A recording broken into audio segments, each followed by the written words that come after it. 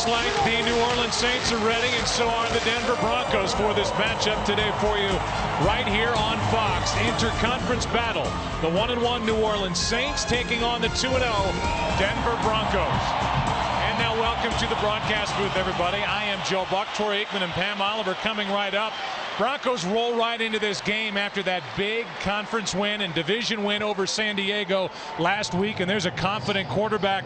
Meanwhile, the New Orleans Saints are frustrated after blowing a game late in Washington, and I bring in my partner Troy Aikman, and you start talking to guys like Jay Cutler and you get around this Denver team. They're a confident group, and we should see them light up the scoreboard here today. Well, yeah, and I know that it's early in the season. They are the #1 offense right now in the National Football League. Jay Cutler is playing great, coming off a great game last week where he got his #1 weapon back in Brandon Marshall. He'll be going up against a weakened secondary today. At least they do have some players coming back, but this group's depleted, and I would expect that Jay Cutler will have another good day today. Be honest with your fans out there when you relay the story about seeing Drew Brees on the field. He's got the long hair now, and you were doing your snooping around before the game.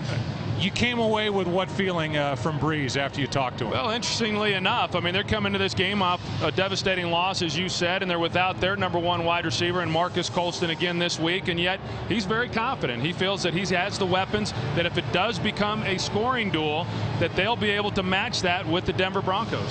Well, we continue here prior to the game, and right now it's our first time to give you a look at our Microsoft breakdown of the game. Break it down, Troy. Well, I think that if you look at the Saints, I mean, they are beat up, and so you would like to try to shorten the game, and the way to do that is to be effective running the football. I don't believe that the Saints do want to get into a scoring duel with Denver. On the other hand, Denver, as I said, they've got the weapons, they've got the hot quarterback right now. It's all about protecting him, and if they do, they could put another 40 points on the board today. Yeah, they are the high-scoring offense that the league is talking about now, and there's the individual the league is talking about. Broncos and Saints coming up next.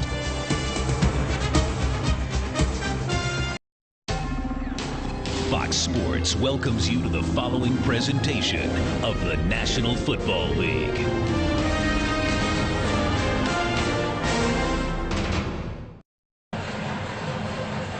The pride of Eastern Illinois University. Charleston, Illinois. That's where EIU is, and these are two products of that program there. Mike Shanahan, who is an institution here with the Denver Broncos, and Sean Payton, who is rapidly becoming one with the New Orleans Saints. Just signed an extension. He's locked in there through 2012. Saints get it first.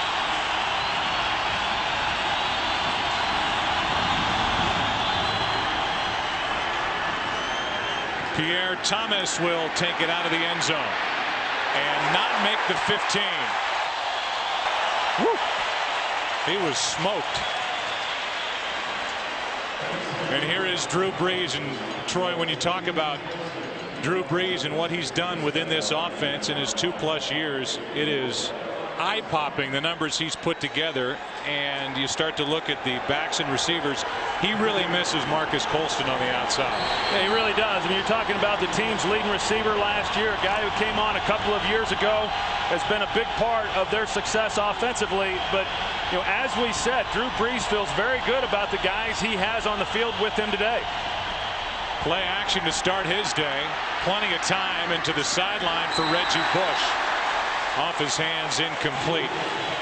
And we look at the defense, and they want more of a rush toward the passer up front. And if you talk to their defensive coordinator Bob Slowick, he'll tell you the strength of our defense is with our linebackers. Yeah, and that's really going to be the key for this group. And I know, looking at the first couple of weeks for this team, they have not done a good job overall. They started off well against Oakland in the opener last week, playing against an explosive offense, much like this one here today. They struggled. DJ Williams wearing that radio helmet. In contact with the sideline, 2nd and 10. Brees steps up and hits Lance Moore. He's to the 19+, a gain of 6, a manageable third, about 4 coming up for the Saints. And I started to talk about those numbers, and all you need to know is that Drew Brees has put together back-to-back 4,000-yard+ seasons throwing the football. And on the career list, he is really climbing into the top 10 in a lot of the major categories. You think back to last season, I mean, that was about as quiet a 4,400-yard season as you'll ever have in the National Football League. And Drew Brees knows that if you're not winning football games, people aren't noticing what you're doing on the field. 3rd down and 4. Brees with time. Nowhere to go except down. Ebenezer Ekuban drags him to the turf.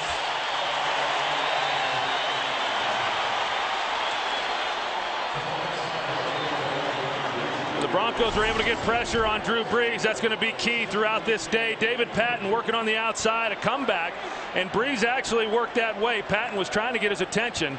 Brees just didn't see him, but had he have been able to get the ball to him, that would have been a 1st down. But a great start there defensively by Denver.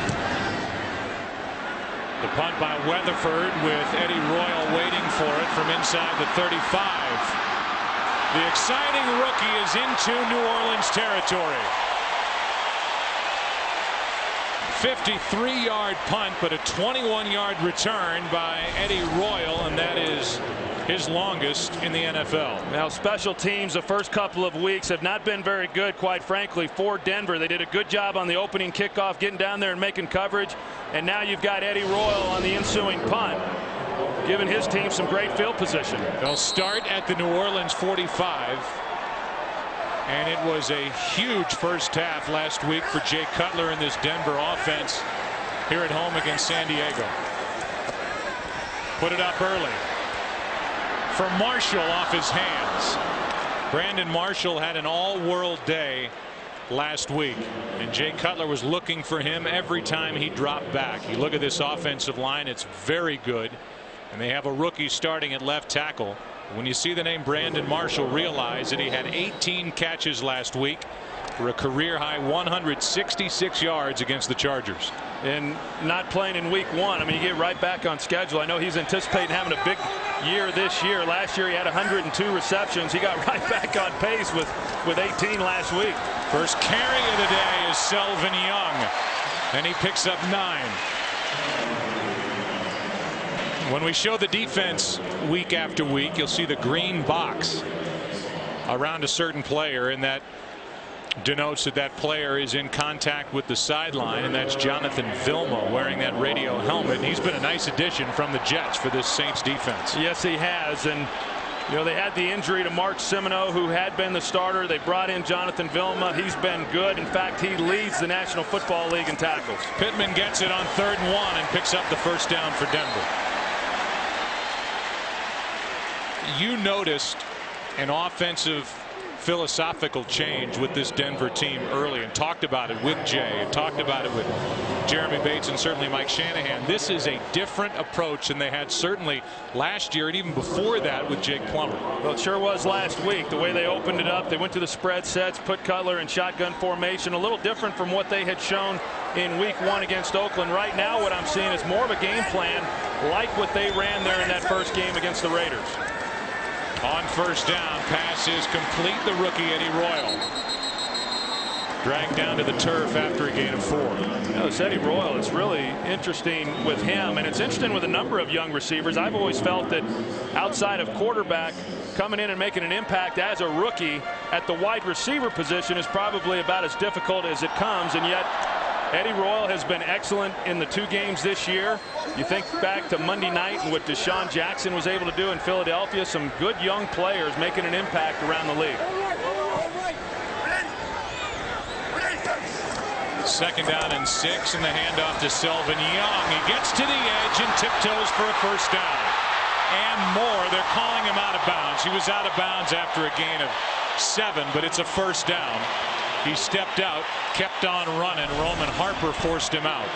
Take a look here at Ryan Clady. He's the big left tackle, 1st-round pick. And if you're going to be able to get on the edge, of course, he's got you got to use the face mask if you're going to get on the edge. Look at that. That one didn't get called, but they are able to get out there on the corner with both Ryan Clady and then Daniel Graham as well, and then Eddie Royal. I mean, these are the little things that so often go unnoticed, especially with a young player. Now, he had already stepped out of bounds, but this, not just Eddie Royal, but Brandon Marshall as well. Very good at the wide receiver position, blocking downfield. And off to Selvin Young, and Selvin gets it to the 20, picks up 3 and a first down carry. Yeah, I'll tell you, Joe, I'm a little surprised, to be quite honest with you, that they are sticking more to the conventional game plan that we're accustomed to seeing from Denver over the years. I really thought that because of the injuries, even though they got some of those players back with the Saints, that they would open it up and really attack them, but they've been pretty patient here on this first possession. 2nd and 7.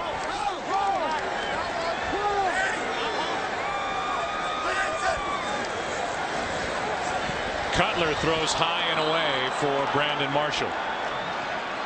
Well, you start looking at these scores going around the NFL up at the top of your screen, and there are some wild games. Buffalo coming back to beat Oakland.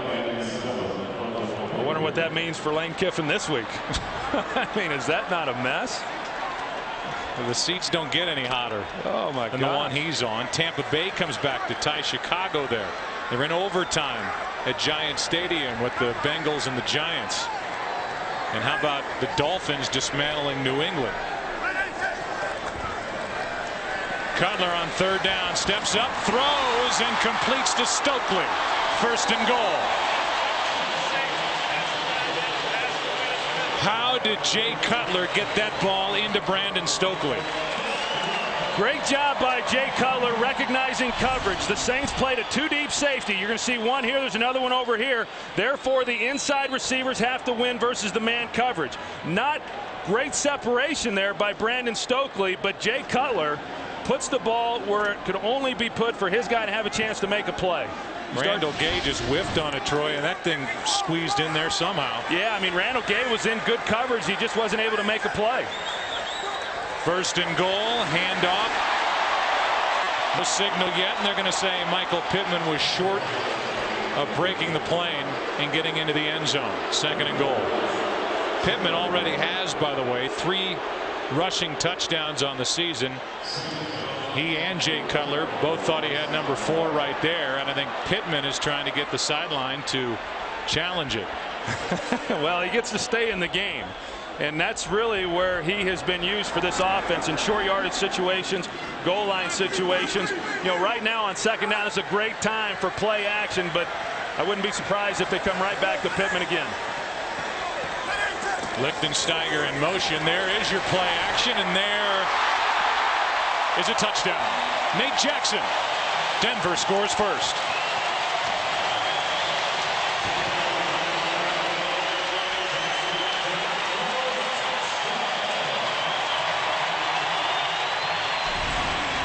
And I guess that's why Michael Pittman was upset it didn't get challenged, because he knew that they were going to come back with the play action on 2nd down, and just good execution. You got everybody overloaded. You're able to get the tight end into the back of the end zone. Very difficult on a defense.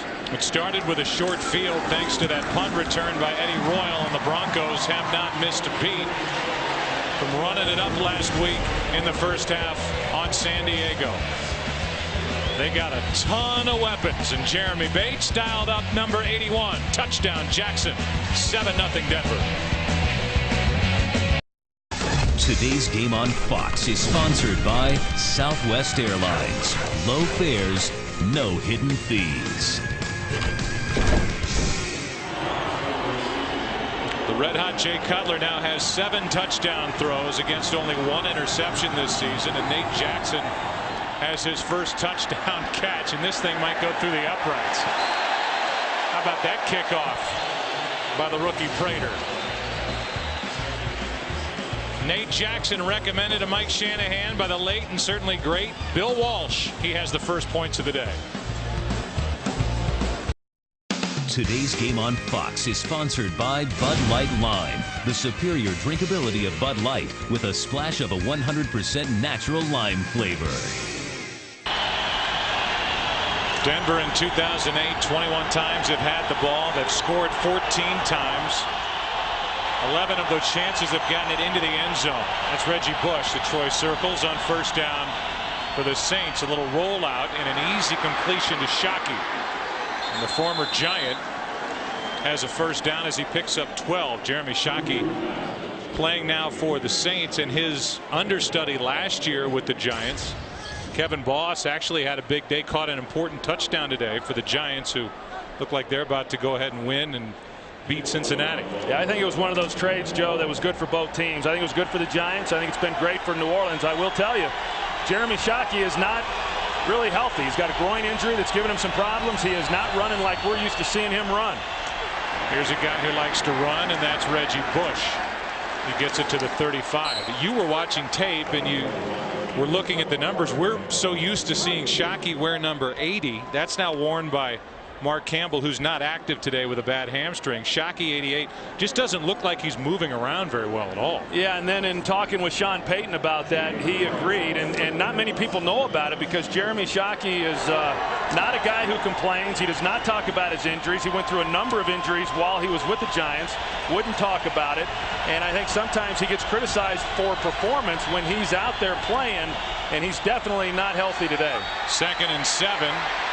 And dumped underneath. The catch is made, and that's Shockey. It depends on the mark of the football as to whether it's enough for a first down or not, and they're going to give it to the Saints. So that's a first down catch for Shockey, and here are the inactives today. And this is a team, Troy, that has had this week to week now. They had 6 starters in week 1 that did not play in week 2. And they've got some big names that are not available. Yeah, and what I like is that you're not going to hear coaches complain. They say, hey, look, we've got guys that are hurt. Other teams do as well. I will tell you that I've never seen a team in the 3rd week of the season miss as many key players as what New Orleans has this season. On first down, pass is complete. A helmet comes off. Shockey has another catch. And that's Nate Webster, the middle linebacker, who lost his helmet. I don't know why coaches call them hats. It's not a hat. It's a helmet. Yeah, you say hat, though. So I've heard you say well, hat. Not often, but you put a hat on a hat and all that stuff. But this is a helmet that comes flying off. Well, I'll tell you, it's a good job by New Orleans, and the way in which they're working Shockey, as I said, because of the injury, he's not really going to be able to get down the field. I'll tell you what he brings to this team more than anything, Joe. I think he brings some real toughness to him, and maybe something that they've lacked in previous years. A toss to Reggie Bush, trying the left side, and Bush is a yard short of a first down. They're asking Troy a lot of Reggie Bush. He never really was the featured guy, even at USC. He had Lendale White there. He had Deuce McAllister when he first came to the NFL. McAllister out last year with a bad knee, slow to start this year, and yet he's really the featured back now. I think this is a pivotal year for Reggie Bush. You know, a lot of people are wanting to see what he's going to be. Now, when they had Deuce McAllister healthy, he was the perfect complement to that. And as you said, he's not going to be a between the tackles runner, and yet it's hard to get out on the edges in the NFL consistently. But he needs to be more of a playmaker than what he's been for much of his career with New Orleans up to this point. How about that play, Troy? They toss it to him and let him get to the edge, and he picks up 2 and enough for a first down before Engelberger brings him to the ground. Yeah, because they're a little short-handed right now. I think that the Saints would agree that, yes, you know, we do need to run the football better than what we have.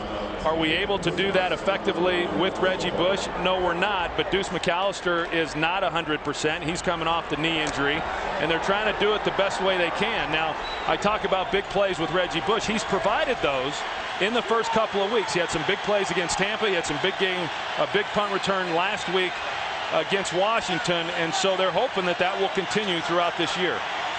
Bush is at the bottom of your screen, and Breeze calls a timeout before the play clock expires. Come back and give you some of the early game headliners. This is week 3 in the NFL. Denver up 7. Today's game on Fox is sponsored by Dodge, introducing the all-new Dodge Journey. If you can dream it, do it. Dodge, grab life. By State Farm. When you're there, State Farm is there. Proud sponsor of the NFL and the best day of the week. And by DirecTV. Now get over 130 of your favorite channels in HD. It is Invesco Field at Mile High, where they're packing in over 76,000. A stadium that the Broncos have called home since 2001, and there's no better coach coaching at home than Mike Shanahan, who is 80-25 in his career here with the Broncos when they play in Denver. First and 10, New Orleans down by 7. And they hand to Reggie Bush, who goes over the left side and picks up 5. And we give you the early game headliners. Eli Manning with An important completion in the overtime to Amani Toomer to set up the game-winning field goal. 289 yards and a touchdown. How about Ronnie Brown against the Patriots? It also, you can add a touchdown pass to his day in the Dolphins' surprising win. And Michael Turner, as the Atlanta Falcons, last time I looked, were blowing out Kansas City at home. Yeah, boy, Michael Turner, you think back to what he did in week 1. He has been a great addition to Atlanta, especially with a young quarterback. Breeze throws, completes. Reggie Bush makes a move down inside the 30 to the 28. 14-yard catch and run, and Reggie Bush is no stranger to that. Since he's come into the league, nobody's caught more passes out of the backfield than Reggie Bush. Well, already what we're seeing from New Orleans is they're getting them in a lot of different formations. That was a stack formation there with Bush in behind the wide receiver, and they run him out to the flat, try to create some confusion within that defense. And because they don't have Marcus Colston, because Jeremy Shockey is a little bit banged up, because they don't have Terrence Copper, they're trying to utilize Reggie Bush in all the different ways that they can. Bush, they fake a reverse to him, and they complete it to Pierre Thomas, and what a good play by Boss Bailey. Champ's little brother, and he can really run. Playing strong side linebacker, picked up from Detroit, and this is his second active week for Denver. Yeah, he came back last week, Joe, and looked a little rusty. Wasn't moving quite like he's capable of. And I thought it was interesting in talking to defensive coordinator Bob Slowick. They say that outside of his brother Champ, he's faster than any defensive back that the Broncos have. 10th play of this drive. Sean Payton, the head coach, trying to figure out a way to get this ball into the end zone.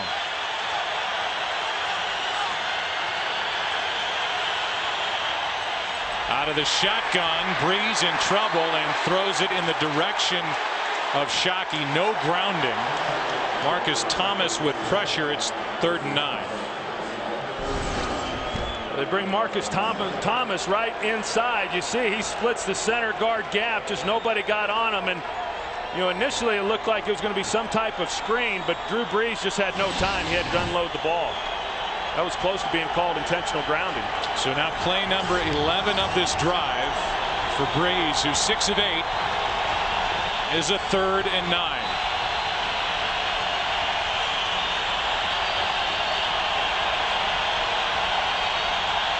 They had to hurry to get it off, and Reggie Bush nowhere to go.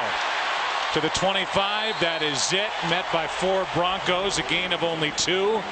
Manuel and DJ Williams were in there for Denver, and it's 4th down with Martin Gramatica coming onto the field for the Saints. Yeah, I don't say this very often when it comes to an offense coached by Sean Payton, but I didn't like that call. They try to get Reggie Bush on the outside. A lot of times when he gets out there, that's a screen set that they tend to go with, and to try to pick up 9 yards on that, I think they could have probably dialed something up a little bit better, but it does put them in better field position here for the field goal. 43-yard try, and Gramatica, who actually was out of the league back in 2005, has been perfect since he came to the Saints late last year. 7-3 Denver. New Orleans Saints don't want to fall into a trap or not be able to answer the Denver touchdowns by putting up field goals. That's what's happened, as Denver was impressive on their first drive, set up by a short field, and now they'll get the ball on the kickoff. A pretty long sustained drive by New Orleans nets them only 3. 2 minutes 7 seconds left in the first quarter, and Andre Hall waits for the kick from Gramatica. Even little Martin Gramatica can kick it deep in this rare air, and this one on a line. Good play by Hall to get it on that second bounce, and a good return out across the 35. 28-yard return by Andre Hall. Ortega on the tackle. So now Denver has it, up by 4.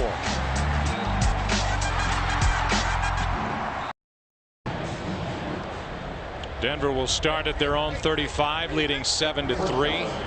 Broncos have started the season 2-0. The team most picked to win the AFC West. San Diego with 2 heartbreaking losses, 0-2. They play tomorrow night. Cutler with a mile of open room in front of him finds his tight end Graham. Let's go down to the field and Pam Oliver. Well, Joe, medically speaking, the Denver Broncos will take every possible precaution to make sure Jay Cutler's blood sugar levels remain intact. Remember, he was diagnosed with type 1 diabetes back in April. So here's how it works. The team trainer checks him before the game. Then again, he checks him right after he came off if it's first offensive series. The rest of the day, it will be every other series. And then they will just verbally ask him, essentially, how are you feeling? And if anything is slightly askew, Joe, they then go to the insulin pump, which they keep available at all times. All right, Pam, thank you. Here's a quick throw. That's Stokely out on the edge. He gets to the 40. Let's go for a game break and check in for the first time with Kurt Menefee. Well, a couple of great overtime games earlier today. Bengals and Giants. And this is the Monty Toomer with a 31-yard catch that set up a game winner from 22 yards out by John Carney. 26-23 over Cincy. Then in Chicago, Matt Bryant, 21-yarder as the Bucks come from behind in the fourth quarter and knock off the Bears 27-24. Joe, Troy, and Pam in Denver. All right, Kurt, thank you. 2nd down and 5 here after the completion to Stokely. And this one is caught by the fullback Hillis. A penalty flag comes in on the play. And Hillis is brought down just short of the 35. It's an offside against New Orleans.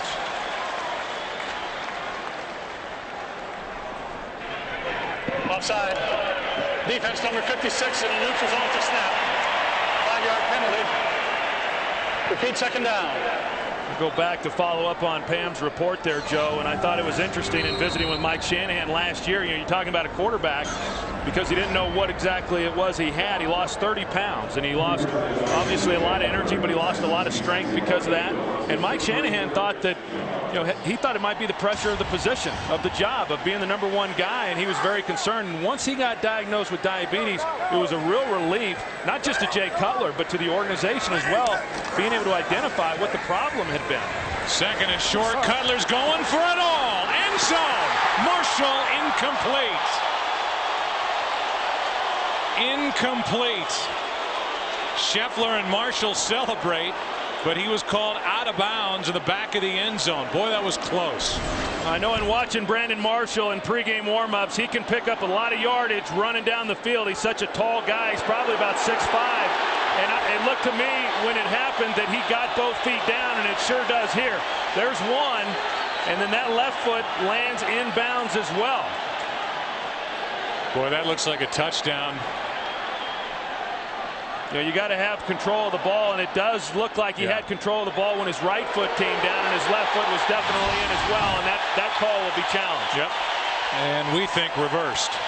Cutler's already celebrating. He had receivers open underneath Cutler, but I don't think that's his style, Troy. He went for it all, and he found Brandon Marshall, who was off to an incredible start. We'll get the call when we come back.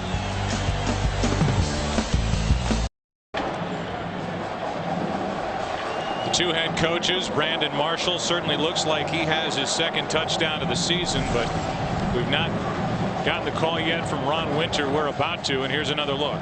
Well, an excellent route by Brandon Marshall. Watch the double move right here that makes Case Fajarn, the safety, throttle just enough in order for Marshall to get behind him. The double move is something that a lot of teams run, but I haven't seen anybody run them as much this early in the season as Denver has. Here comes the call. 35-yard completion for a touchdown. After review, with the ball in his possession, the receiver got 2 feet inbounds.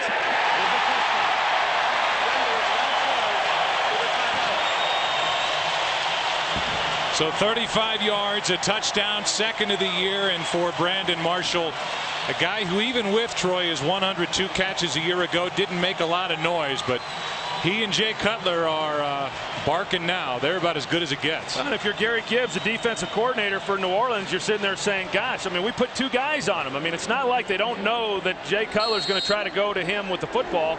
They've got a corner playing outside. They got Case Fajarn over the top, and he still goes by both of them because of the double move. 2 drives for touchdowns for the Denver Broncos, and they lead 14-3, and it's obvious that the Saints defense has its hands full here today. We have a chance to visit with all these players, young and old, across the NFL week to week. and you and I really haven't talked about it since, but sitting down with Jay Cutler and just looking into the guy's eyes, he is just bursting with confidence, not just because of what he did last week.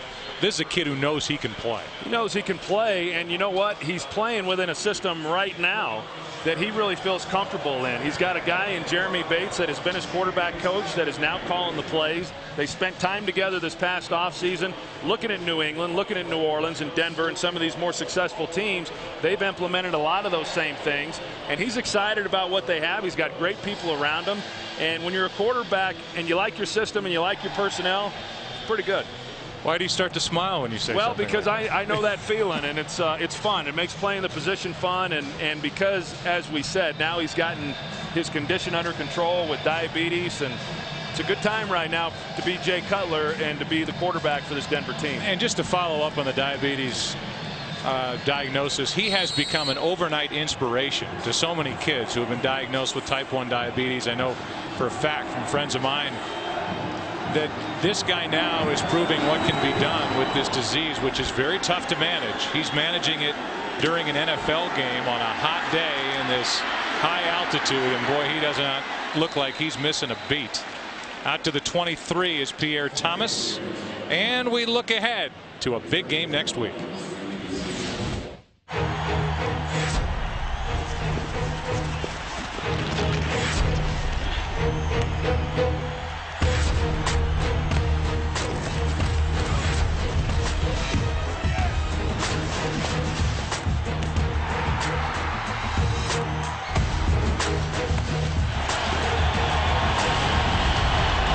The lane window next Sunday will be in Dallas for the Redskins, who beat the Cardinals today, taking on the Cowboys, who are 2-0 and playing Green Bay in Green Bay tonight. Reggie Bush to the edge on the left side, picks up 5. A look at the NFC East standings again.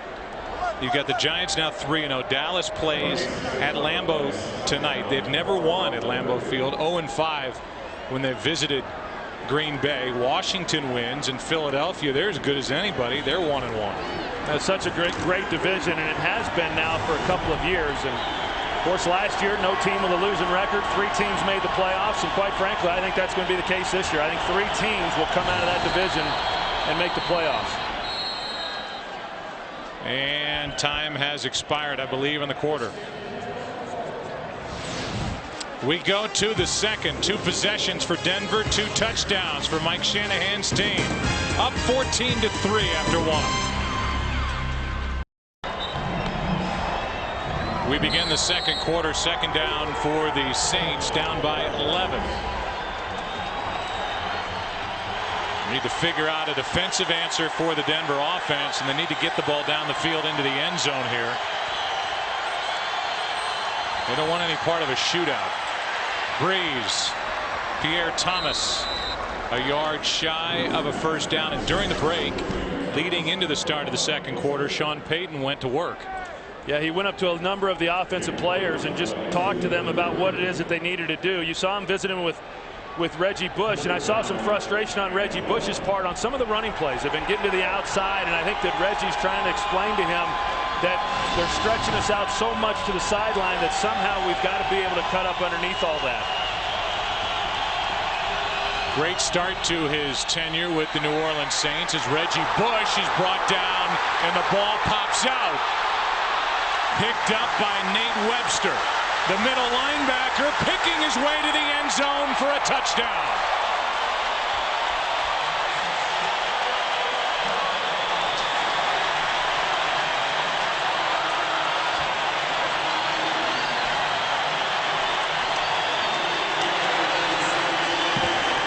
You could not have come up with a worse start for the Saints than what they have experienced here today.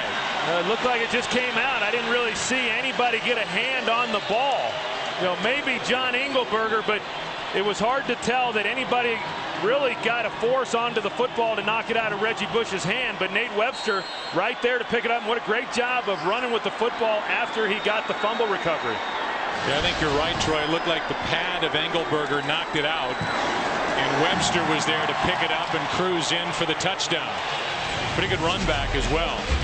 So now Reggie Bush has to get pumped up on the sideline after the fumble and a 34-yard return for the touchdown by Webster. Today's game on Fox is sponsored by Windows, by FedEx, your ultimate NFL air and ground player, by Frost Brewed Coors Light. When the mountains turn blue, your beer is as cold as the Rockies. And by Ford. Drive one.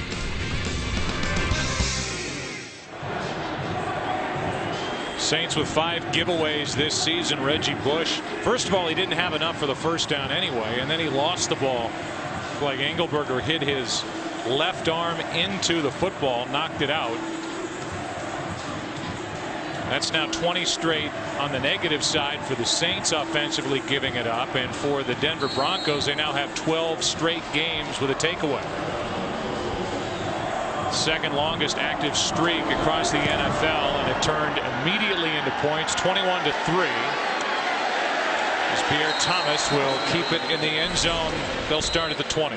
Well, here's Shockey trying to make the block on Engelberg. You're going to see him right here on the end, and he just does not do a real good job. Number one, Engelberger's able to fight through that, and I don't know if Engelberg got his hand on the ball. It looked, Joe, like he was able to hit Reggie Bush's arm, and Reggie's own arm is what knocked it loose. But in any event, the ball's on the ground, and the Denver Broncos were able to score the 7 points. And as I said coming into this, it looked like Reggie Bush was saying that I need to run inside because they're stretching me so far to the sideline, and the one time they come off of that, he lays the ball on the ground.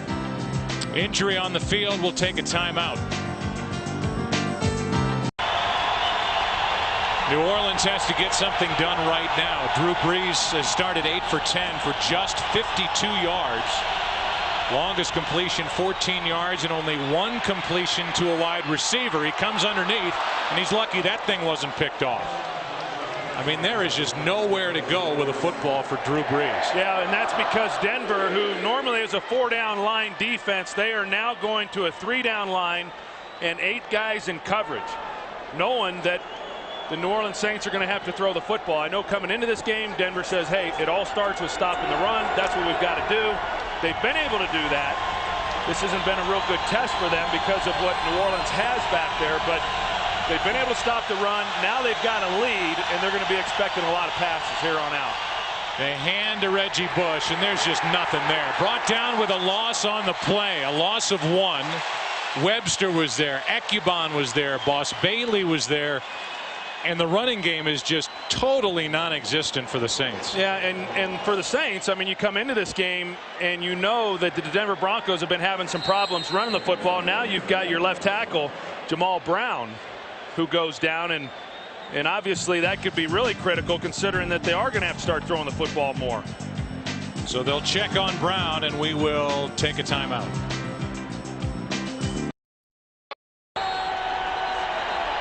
See number 64 there, Zach Strief takes over at left tackle for Jamal Brown, who limped off the field. They take a look at him, and it's 3rd down and 11 for the Saints.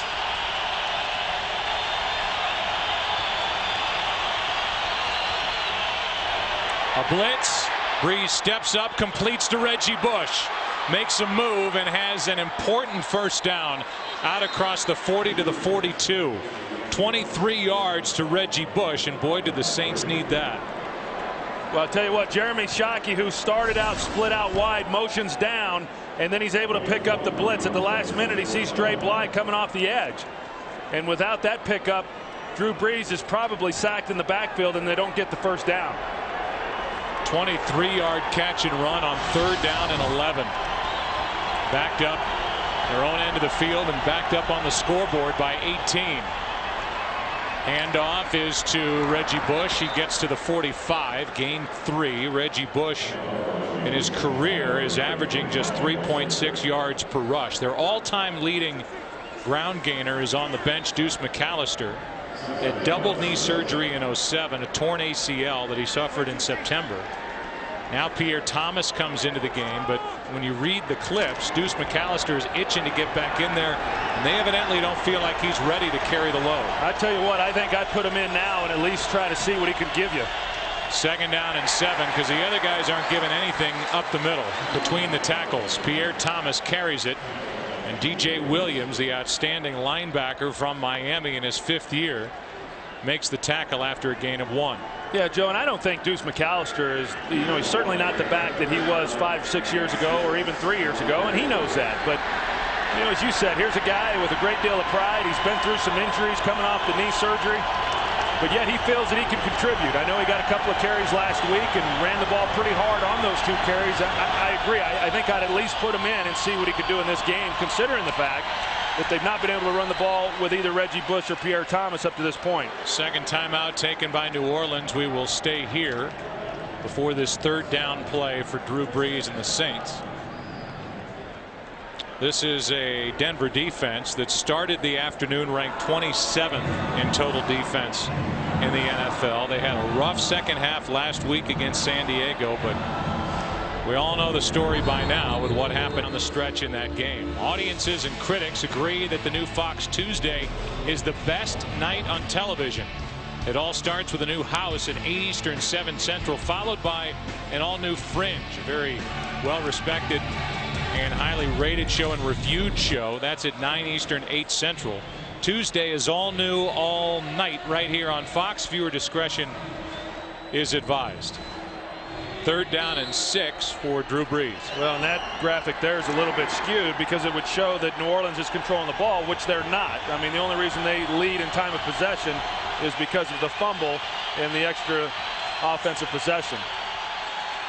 Brees with time, backpedals as he hits his tight end wide open, Billy Miller, to the 26-yard line, and there was nobody around Miller. A 28-yard completion from Drew Brees.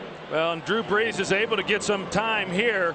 Again, they're only rushing 3 guys, and that's why he has the time to step in the pocket and deliver the football. They do a nice job on the outside, running a wide receiver through and then putting Billy Miller in behind that in a wide open zone. Jari Evans, the one that threw that last key block to allow Brees a chance to basically backpedal as he threw it. And if you ask Sean Payton who their best offensive lineman is, he doesn't hesitate. He says it's Jari Evans. 1st down, New Orleans. Down by 18, and that's David Patton with a catch. He hops out of bounds with a gain of 8. And here's a game break, Kurt Menefee. Well, the Saints are struggling on the ground in your game, but no such problems for the 49ers and Frank Gore. This 4-yard score gave them a 14-0 lead. It's 14-3 right now on top of the Lions. Back to Denver, Joe, Troy, and Pat. You think Mike Martz would like to run it up, the new offensive coordinator with San Francisco for Mike Nolan against his former team, the Lions? Yeah, you mean more than he normally does each and every other week? Yeah, this has the chance of being a collegiate type score if they get the chance. Handoff is to Reggie Bush, who bounces it, still trying to get to the outside, and he carries it to the 15 for a 1st down. DJ Williams on the tackle, a gain of 3. Well, this is a good look at one, the feet of Reggie Bush and what makes him so electric, but it also points out that in this league it's just hard to do some of the things that he did in college. When you're talking about bouncing it to the outside, these guys pursue fast, they get out on the corner. I mean, that was a lot of effort for just a couple of yards, but he does have great talent. It's just a matter of being able to get him out in space to utilize it all. Play action from Brees, and spinning as he catches it is Reggie Bush, and he's out of bounds at the 5, right at the marker. Nate Webster hit him and knocked him out. That was an impressive catch by Reggie Bush. I'll tell you what, I mean, Reggie Bush has been involved in just about every offensive play here in this 1st half for New Orleans, trying every which way to get him the football. And they have given Bush enough for a 1st down, so 1st and goal from the 5, and there's the day so far for Reggie Bush. Shockey leads with 3 catches. Saints need a touchdown. They fake a reverse, hand to Pierre Thomas, who is to the goal line and in. Touchdown, Saints. Touchdown, New Orleans. The Denver Broncos don't agree. A late call, and we'll take a look and see if he broke the plane. Well, it's just right up the gut, and we're going to get a good look at it from here as to whether or not the ball crosses before he goes to the ground. And I don't think the ball made it. No, I agree with you. It looked like it was trapped underneath his body and not really leading the way. There's the ball underneath, but they call it a touchdown. And I don't know if you want to throw your second challenge on that play if you're Mike Shanahan. They let it go, and it's 21-10. So the Saints, with a big completion to Reggie Bush on a 3rd and 11, eventually get it down and into the end zone to make it an 11-point game.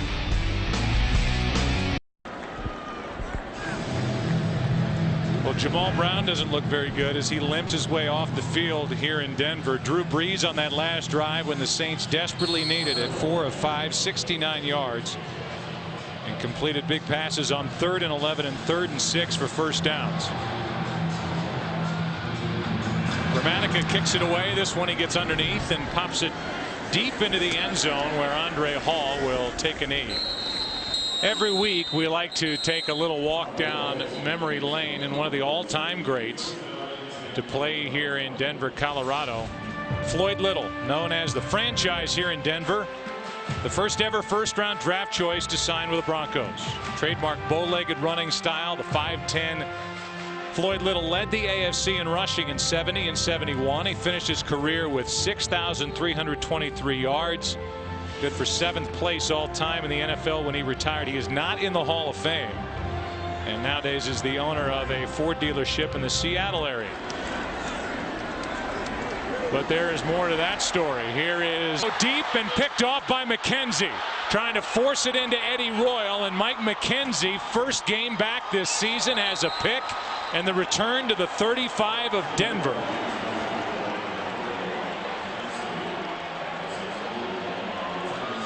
Well, you're going to see Eddie Royal trying to make another double move. As we talked about earlier, it's what they got the touchdown on with Brandon Marshall on the outside. You see the shoulders there of Jay Cutler.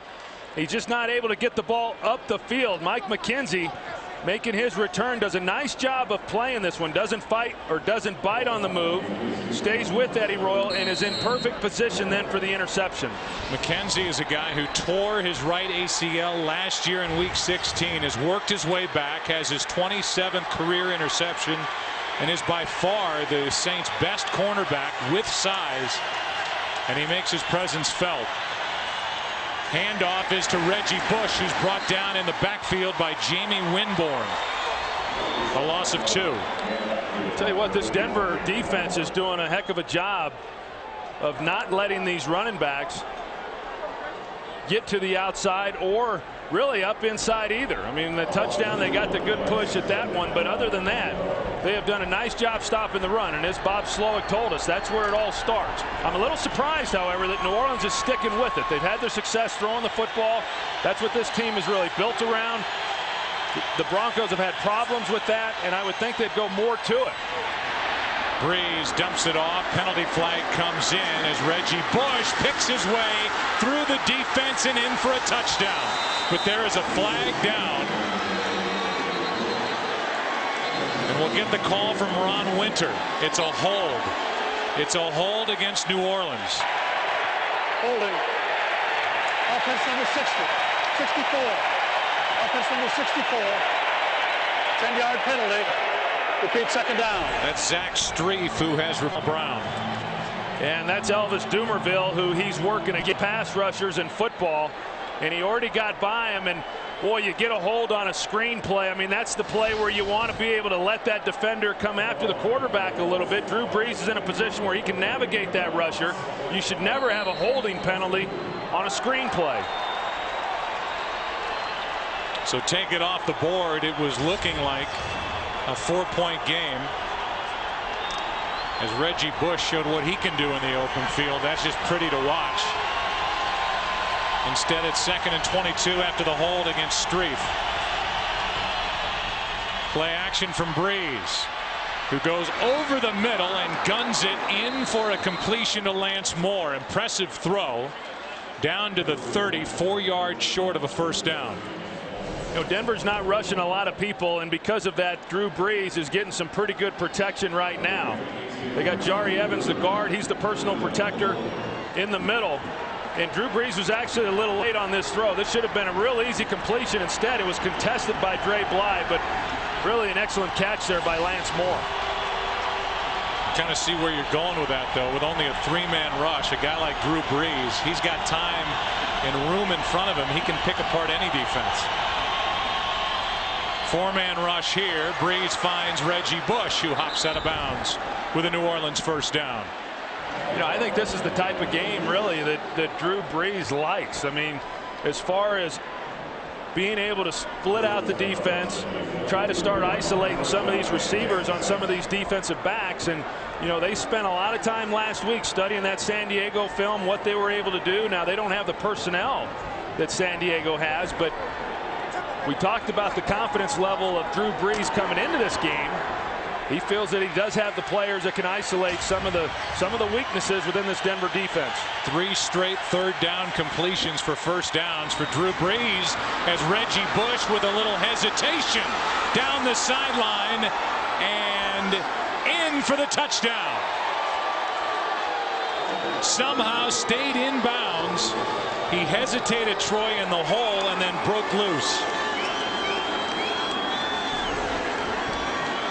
A great job of opening the hole right there for the offensive line. And then again, Reggie Bush just outrunning everybody out to the corner and being able to get it into the end zone. A great job offensively of overcoming that penalty.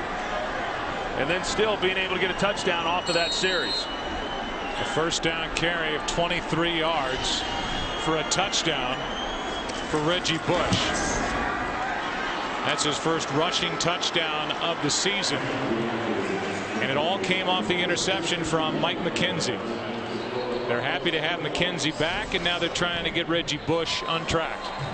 I'll tell you, they got right back into this ball game because of the turnover, and you can see Reggie Bush reading his blockers there. He's got a double team here, and he got the single block there, and that's what creates the lane. And then Lance Moore trying to give him some help, but Reggie bounces it back to the outside and just is able to outrun Dre Bly there to the corner of the end zone. And then shows great athletic ability to somehow tiptoe down the sideline and get it in the end zone. And Sean Payton is always one of the most demonstrative coaches on any sideline, and he's got to be thrilled because his team 10 minutes ago was dead in the water here in Denver. I mean, it would have been easy for them, but you know, Denver comes out and they turn the ball over. They try to take a shot up the field. Mike McKenzie does a good job of getting the interception and giving good field position. And like I say, a nice job by New Orleans overcoming the big penalty and still being able to get touchdowns, because as we've seen already, when you get down in there, it's not going to do any good coming away with field goals. Down 21-3, now down 21-17. So 14 straight points and another line drive kick. This ball is returned by Peyton Hillis. And the fullback is out across the 30. Pretty good return by Hillis of 23 yards. Well, which baseball team do you root for? Out here, the Colorado Rockies. They're playing today, by the way, and hosting the Arizona Diamondbacks. You look at the matchups next Saturday. There are 5 games listed. Fox will show 4 of them, depending on who needs what in that last weekend. Yankees, Red Sox, Cubs, and Brewers. Brewers are fighting. Mets have blown another late lead. Philadelphia's leading over Florida. Here is Selvin Young. And Young picks up 8. The Mets lost today. And so for New York, more heartbreak with that bullpen. And they are going to be in a final week dogfight to try to get into the postseason. 2nd down and 2, and Reggie Bush has had a great second quarter. Fumble early, and he has come back from that. 2nd and 2.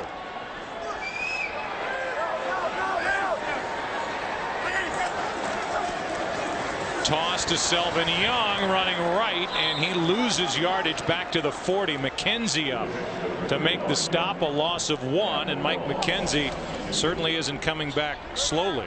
Watch Mike McKenzie. Once he recognizes that it's a run, he comes out and he takes on the right tackle, Ryan Harris, knowing that he can't take him up high. He's going to get blown up. But that's what you do. I mean, there's a lot of defensive backs in this league that won't even go down low on a pulling offensive lineman. A great job by Mike McKenzie bottling that thing up. Brings up 3rd down and 3. from the 40. Cutler over the middle, and it's somehow into the arms of Brandon Marshall. Making moves, will not go down, and he's forced out near the 30. Case Fajarn forces him out. Troy, that ball was almost picked off, and then the next thing you know, there's Brandon Marshall for 29 yards. Well, the throw was late by Jake Cutler. Brandon Marshall on the outside. He's running a slant. The ball should have been on him much earlier than what it was. Jake Cutler started to go to Marshall. He went back to the other side. Then he comes back late. Looked like Velma might have gotten a hand on it, but not enough to keep it from getting into the hands of Brandon Marshall. Tell you what, it was a dangerous throw by Jay Cutler, but a big gain. Selvin Young gets it, makes a move into the open field and down near the 12. 19-yard run by Selvin Young. You know, for those of us that have been following the Denver Broncos all these years, and you wonder how they're able to get running backs, this one, Selvin Young, being a free agent out of the University of Texas, and to be able to make some of the moves that he makes and have the success that he has running the football, it's really quite remarkable.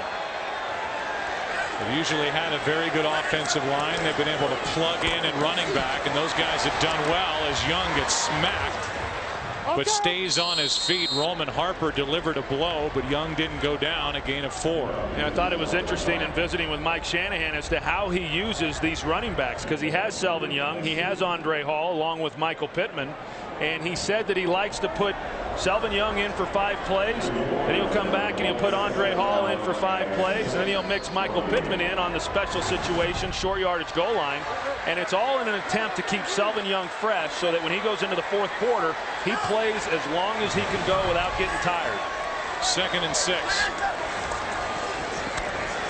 Selvin Young cuts it up, and meeting him there in the hole and making a good play was Will Smith, and he didn't budge. Well, this is a big defensive series right now for the New Orleans Saints. The way that they've been able to scratch back into this ball game here in the first half.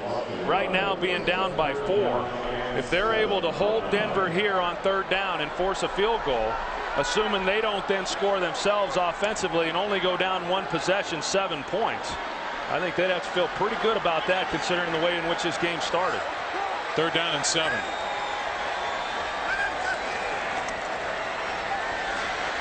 Cutler steps up and throws high and out of the reach of Brandon Stokely, who then gets slammed down to the grass at the end of the play, and the field goal unit will come on for the Denver Broncos. Go to that stack set. They've got Scheffler going to the outside, and this is similar. Not quite the same play they ran last week for the touchdown and then the 2-point conversion against San Diego, but they're working Stokely there in the middle. Pretty good coverage and a ball that just got away from Cutler. Here's Prater now to try a 27-yarder. He's been perfect so far this season, and that continues. You talked, Troy, about Selvin Young. He was an undrafted college free agent out of Texas. 9 of the 11 starters on this offense are homegrown. And in 2006 in particular, they didn't really miss. They got Jay Cutler in the 1st round. They got Tony Scheffler, their very good tight end, in the 2nd round, and then Brandon Marshall, who looks like he's one of the emerging stars in the NFL, in the 4th round. And that's not it from that 2006 draft. Their starting right guard, Chris Cooper, came in that same group, and Elvis Dumervil. I mean, that is a tremendous draft and really the nucleus of this 2-0 team. No doubt, and they always say, you know, after the draft, everybody wants to weigh in on who had the best drafts, and every year you say, well, we really won't know until 3 or 4 years down the road, and now we're 3 years removed from that draft, and yeah, that's about as good as it gets right there. They added Eddie Royal, the wide receiver, this year. And so this is a young group for Mike Shanahan. The average age just over 26.5 years old. 10 rookies on the opening day roster. This is the youngest group that Mike Shanahan has had in his time here with the Broncos. He's in his 14th year. Some more headliners from the early games here in week 3. Chad Pennington, part of that run up the score on the New England Patriots, who had won 21 consecutive regular season games, and they were blown out by the Dolphins today. Jason Campbell, he stays hot after a win last week. The big fourth quarter against the Saints, and Larry Fitzgerald, not enough. Big day, but not enough as they lost to the Washington Redskins. And you got to be pleased with what you've seen of the Washington Redskins, the way that they got beat in the opener, and a lot of people questioning what kind of team they were going to have and what kind of head coach Jim Zorn was, and yet they've come out the last couple of weeks and played well. On first down, Breeze throws and completes. That's Shockey, and he doesn't go down easy either. He's out to the 34, a gain of 14 yards. As the clock continues to wind, realize that New Orleans has only one timeout left. Yeah, and you look at the top quarterbacks in the league today, Drew Brees being one of them. These are the situations that they really like the most. And getting into this no huddle, Denver, they're confused, having to call a timeout. I think Denver had about 30 guys running off the field prior to that play, trying to get everybody off. You know, I thought it was interesting when we talked to Mike Shanahan about a couple of things. How he has delegated a lot of the play calling authority to Jeremy Bates, and really he says, I just work with the area of this team that needs help. And the other is that he's been very open, saying we can be as good as anybody in the NFL, but he does it for a reason. That's right. I mean, you don't hear many coaches very often say that about their football team, particularly early, you know, in a season. And you know, the reason he's doing it is because he knows he's got a young football team, and he wants them to believe that they can be a great offensive football team. He knows they can be. He wants them to believe that. I tell you, as we know, Joe, it doesn't take long being around Mike Shanahan to know that he likes this football team. Yeah, and that this is one of the best run organizations in the NFL. And he has everything to do with that. First down, New Orleans. Breeze over the middle with a completion to Devery Henderson. That's into Denver territory, a 19-yard completion as Drew Brees and the Saints offense trying to answer again. Yeah, and Denver is coming again with just a three-man rush, which a lot of defenses do in this situation, but you're giving a good quarterback a lot of time, they're going to find somebody open. Now they bring linebacker blitz. And a completion to Shockey underneath. He's down to the 31, and that'll take us to the 2-minute warning here in Denver. How about this come up off the deck act by the New Orleans Saints? They're back in and on the move, down by 7. 2 minutes left. Today's game on Fox is sponsored by the new AT&T. Your world delivered.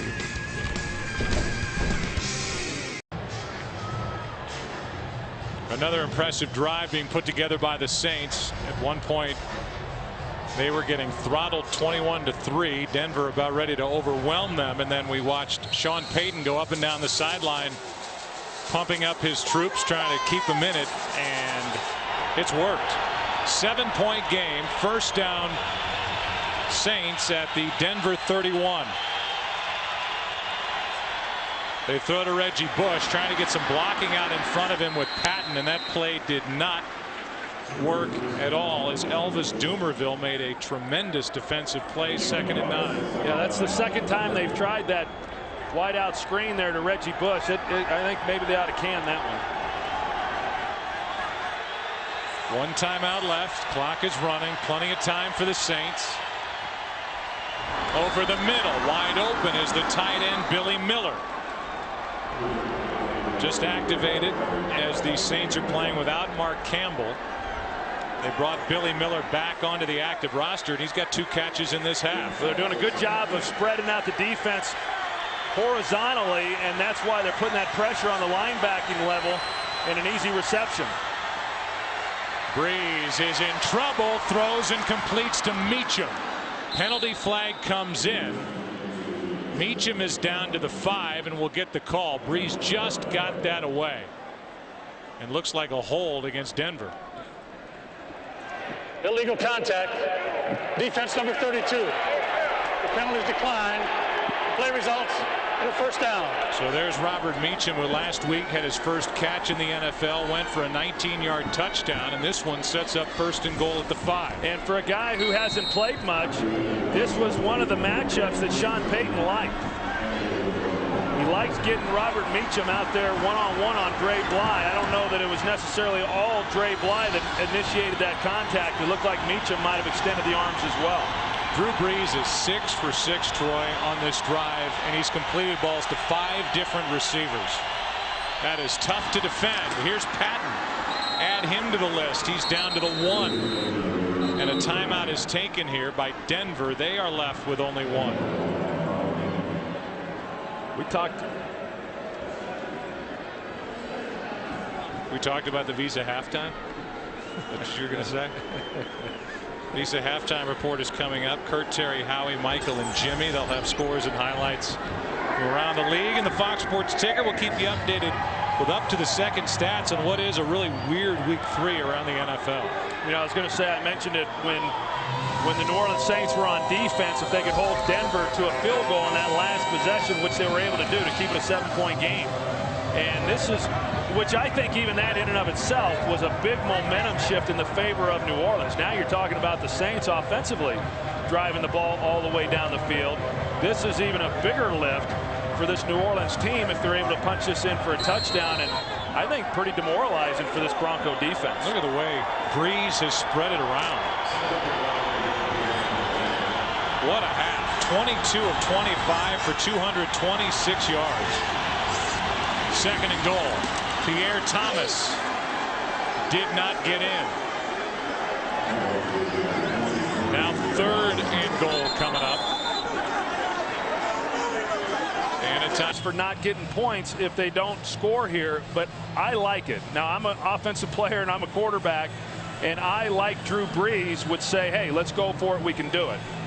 Now evidently the call has come down from the replay booth, and they bring Ron Winter over to look under the hood as Carney talks with Jeremy Shockey about that play. I mean, I'm with you. The ball never got up into the hands of Drew Brees, and then fortunately for the Saints, there was Carney waiting for the football just to get on top of it. They're trying to determine the spot of the football, is what we're being told in the replay booth. Either way, it looks like it's going to roughly be around the 1-yard line, give or take, and beyond that, the New Orleans Saints are going to go for it on 4th down. But they are right now under the hood trying to come up with a spot for the football, which is a good luck there underneath that pile of bodies. It was stacked up right at the goal line. So a booth review here, and look at what's happened this quarter with the total yards. And Sean Payton, Troy, has to be awfully pleased and excited with how his group got up on the road down 21-3 in a blink, and they've come back and they have a chance to tie it here at the end of the half. And a place that's not easy to play. I mean, for a visiting team to come here to Invesco Field at Mile High and do what the Saints have done here in the first half has been pretty impressive. How about Drew Brees in the first half that he has had? Only 3 balls have been incomplete. After review, the snap was muffed by the quarterback, advanced legally by number 44. He was short of the goal line when he was down by contact. Therefore, it is 4th down, short of the goal line. So really no change under the review, and a new rule this year is if the quarterback muffs the snap under center, the ball can be advanced. Either way, Carney was short, and here we go on 4th down and goal. You do not expect a running play. I expect play action, and I would think that the Denver Broncos will be holding up Shockey right there on the outside. They hand it to Thomas. Thomas did not get in.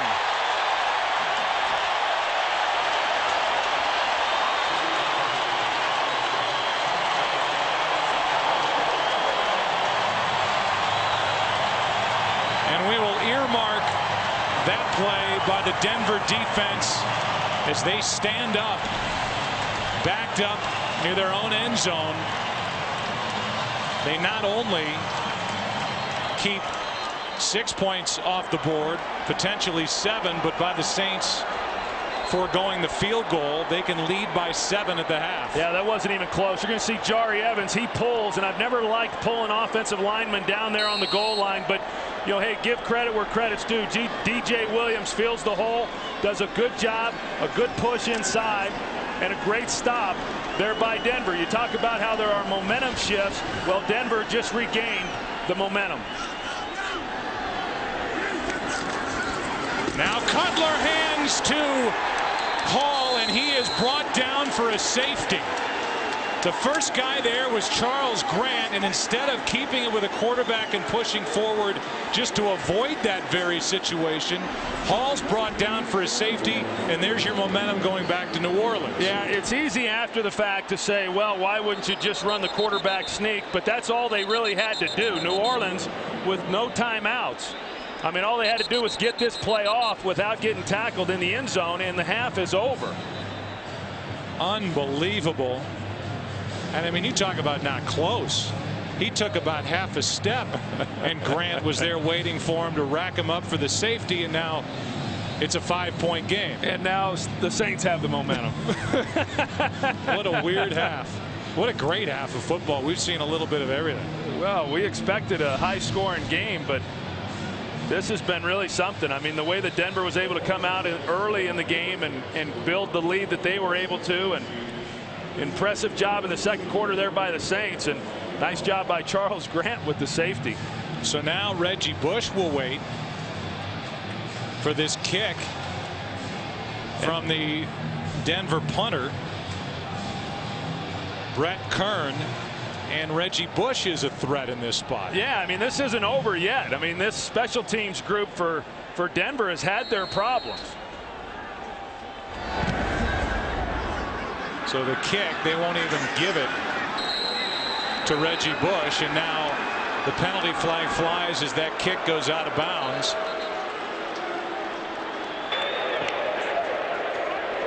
Kickoff out of bounds. By rule, the ball will be placed at the 50-yard line. First down. So that's the respect for Reggie Bush, but because you're starting that far back, now you give the ball to New Orleans at the 50, and there's still 23 seconds left in this half. Well, let me just tell you, Brett Kern had a lot of stares coming over to the sideline, wondering what in the world he had just done. Now, I don't know if somebody told him to kick it out of bounds or not, but now you give the New Orleans Saints the ball on the 50-yard line. They only need to pick up just about 20 yards to be in position for a field goal with still plenty of time, with timeouts or not. Martin Grammatica's career long is 55 yards, which means you'd have to get it to roughly the 37. Breeze over the middle, too high for Shockey. He was open, and Breeze missed him. One of the few bad throws by Drew Brees in this half. And if they make that reception right there, they're immediately in field goal range. Again, Drew Brees with plenty of time because of the three-man rush.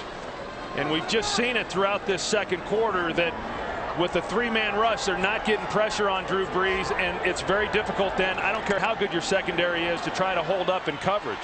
Now here's again, they're going with a three-man rush again, unless they bring the linebacker in the middle. So second down and 10.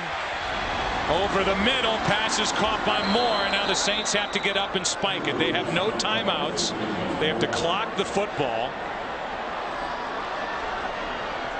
And look at this. With the kick out of bounds, they take over at the 50. A completion is made, and now the ball will be placed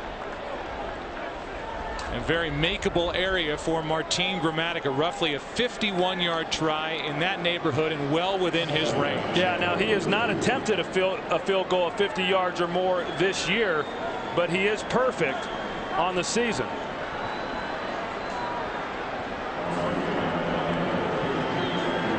It's really between 50 and 51 yards on this try by Grammatica. This could make it a 2-point game. It is no good. Had the distance, but wide left.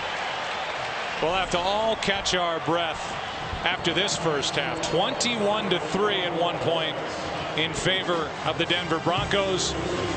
That nearly made it a 2-point game. 5-point lead for the Broncos at the half. Visa halftime coming up. Look at all those points after a half of play here in Denver, but at the end of the half it was the defense that stepped up. Whether it was a goal line stand by the Broncos defense, they celebrate, or the pressure up front by the Saints defense. Grant and Ellis, the rookie, bringing down Hall for his safety. It's a 5-point game in Denver. Second half coming up. Romo and the Cowboys take on the Redskins. It's another great slate of thrilling NFL action next week.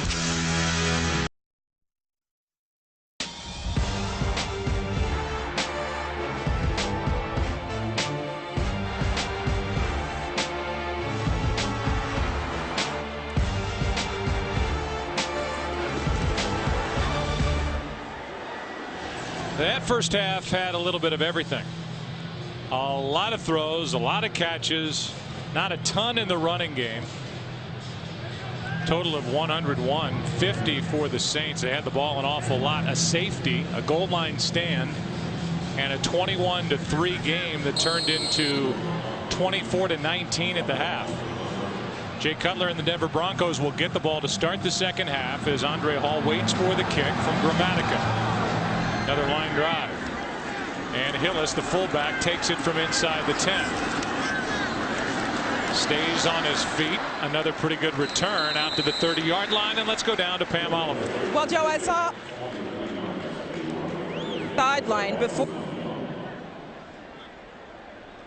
Some problems with the microphone. I guess we'll get back with you in a second.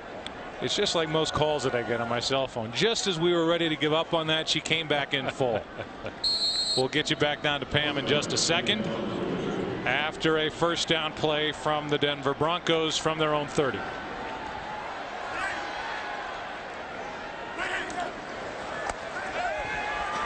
Pass is behind Eddie Royal. Incomplete. 2nd and 10, and Cutler's upset with himself. Well, I think this is an important possession here for Denver, primarily, not necessarily because they need to score points. I think primarily because if you saw the statistics that we showed there in the first half, the Broncos had, or excuse me, the Saints had twice as many plays as what the Broncos had. And so you've got to believe that that Broncos defense is pretty tired. Now, they had a chance to get rested up there at halftime, but you'd like to try to keep them on the sidelines as much as you can right now. Here's Andre Hall over the right side. Not much, only 2. 3rd and long coming up for Denver. It could be a quick 3 and out if this Saints defense can step up. They did certainly at the end of the half when they came up with a safety as Charles Grant and Cedric Ellis, the rookie from USC, were there to greet Andre Hall for the final 2 points of the first half. And I'll tell you, Mike McKenzie, for a guy who just came back, a lot of people wondering how he would hold up in pass coverage. I'll tell you what, he's been good there, but he's been excellent as a run support defender. 3rd down and 8.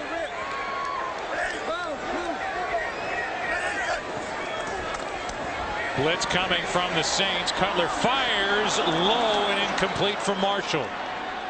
He had Marshall open. The throw was a little low and a little short, and it's 3 and out for the Denver offense. Yeah, you know, Jay Cutler does a good job of sliding in the pocket, and Brandon Marshall, he was open. You know, you got Jason David who falls down on the outside. I mean, really pretty easy. Not a difficult throw for Jay Cutler to make, and it just got away from him. And occasionally you will see that from him where a ball is low and in the feet of a receiver.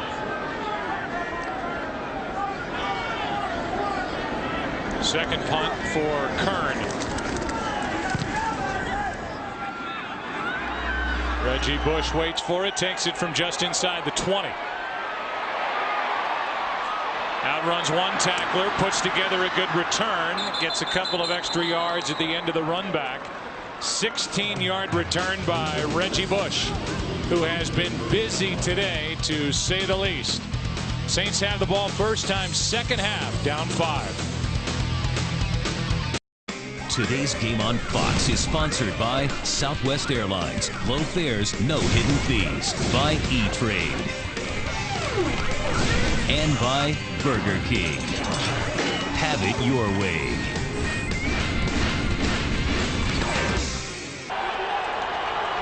Sean Payton's team is back in it, down by 5. First possession of the second half. They start at their own 36. Pressure from Doomerville. He gets ridden on the play, and the completion to Carney, the fullback, good for 1.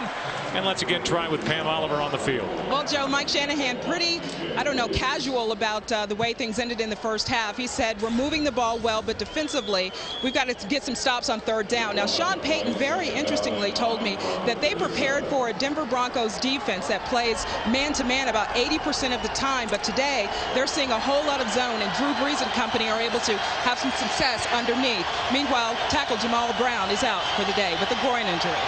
All right, good information, Pam. And Breeze has completed balls to 9 different receivers. There's one of them. Lance Moore doesn't get a ton. Picks up 3, and it will be 3rd down and 6. If you're the Broncos defense, though, you look at what's happened here. The Saints really don't have much of a running game going. They're playing without their best weapon in Marcus Colston. The Denver defense had the Saints down 21-3 here at home, and yet they let them right back in the game. Yep, and like Pam said, and Mike Shanahan told her, it's been because they haven't been able to make stops on 3rd down, and here's the first one of the second half. 3rd and 6. Breeze with pressure, throws, and it's out of the reach of Reggie Bush. Drew Brees ended up on the ground at the end of that play, and it's a quick 3 and out. And Zach Strief, who came in replacement of Jamal Brown at left tackle, Elvis Dumerville, you know, a great pass rusher, does a good job of getting around the corner. Probably could have called Strief for holding on that play, and because of the pressure that Drew Brees felt, he's rushed on the throw and the ball goes high. Weatherford with a punt. Eddie Royal, the rookie, waiting for it. Lets it go over his head, takes a bounce and into the end zone. The Broncos will start leading by 5 at their own 20. Early 3rd quarter. Today's game on Fox is sponsored by Chevy, an American Revolution.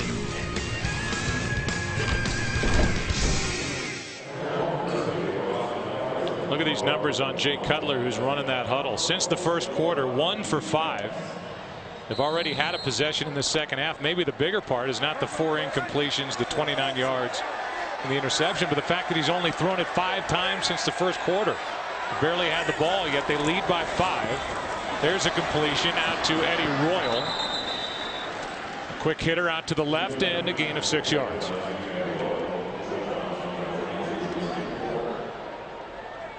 So Cutler with that unique relationship with Jeremy Bates, who's 32 years old. Guy who calls the plays for the New England Patriots, Josh McDaniels, is now 32 years old. Young guys, but a lot of responsibility. And Jay Cutler and Jeremy Bates have a great relationship. Give each other trouble, argue from time to time. Cutler runs, slides for a first down. He and Brandon Marshall end up together on the ground out near the 35-yard line, and a run of 7 yards for first down. You know, you talk about Jeremy Bates. His dad, Jim Bates, who was actually the defensive coordinator here for the Broncos last year, was a defensive line coach in Dallas when I was playing. Jeremy Bates, I've known him since he was about 12 years old. He was shagging balls for us in training camp. I've watched his development. It's an amazing thing to see that he is now the guy calling the plays. And before, whenever we talked about Broncos offense, it was always Mike Shanahan's offense. Well, this is Jeremy Bates. I mean, he's the guy putting it together. He's installing it during the week, and he's calling all of the plays on game day. Play action from Cutler, who throws, and the pass behind Scheffler.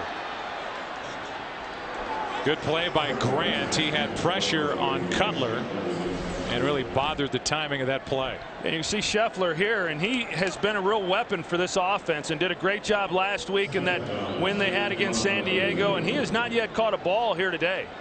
You know, and Grant, I'm surprised that they didn't get the call there, because it sure looked like he could have pulled up, and that is exactly what the referee is looking for. Grant with 3 tackles on the day, also forced that safety as Hall carries it over the left side. I know it surprised you. Hall picked up 5. When Jay Cutler said, to be honest with you, my relationship with Mike Shanahan is we talk about, you know, side stuff, but we're really not talking football really since training camp ended, which is shocking. Yeah, it was amazing for both of us to hear that, especially myself, knowing the relationship that he had with John Elway. He was his offensive coordinator for a number of years when they won some Super Bowls, or got to some Super Bowls, I should say, and then was the head coach, and he was very involved with the quarterbacks, even when Kubiak was around, and even with Jake Plummer. But yeah, this is Jeremy Bates' show, and it just shows you the confidence that Mike Shanahan has in this young offensive coach. It was Brandon Marshall who popped up and took the timeout. 3rd down and 5 when we come back as Denver spends their first time out of the half.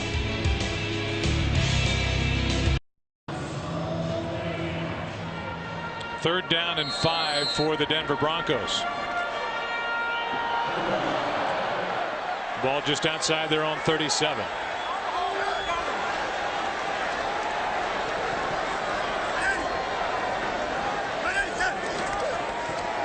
Handoff is to Selvin Young, who carries for a 1st down. Inside handoff, and they caught this New Orleans defense looking for the pass. It was good for 8 and a 1st down. Yeah, that was pretty good. Another example of this offensive line. You know, they get so much of the attention because of the protection that they've given Jay Cutler here early in the season, but they still do a great job in run blocking as well.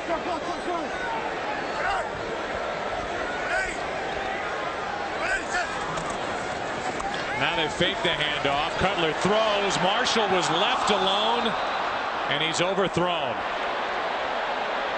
And all Jay Cutler could do is squat down in frustration. He had Brandon Marshall wide open down the sideline. We look ahead to next week. It's a doubleheader weekend on Fox, and here are the early games, and we look forward to that late window. Troy and I will be in Dallas along with Pam Oliver for the Redskins and Cowboys. You know, here's the play here. McKenzie thought he was going to get safety help. He just lets Marshall go right by him, and the safety never got over the top, and McKenzie went right to him after that play and said, hey, I got to have you if I'm going to be playing it as though I have help over the top. Casey Wigman, the center, snapped it too late, it looked like, since everybody else moved.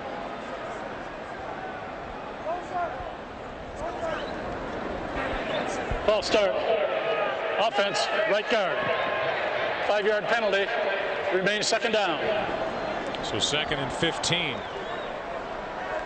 Well, you mentioned Casey Wigman, Joe, and boy, how fortunate were they to get him. You know, they thought coming into the season, Tom Nalen, who had been a 13-year starter for this franchise and a great player for a long time, and then he goes down, and Casey Wigman, who they had picked up, who was available after Kansas City let him go, and he's ended up starting these first 3 ball games, and more than likely will be the starter all year.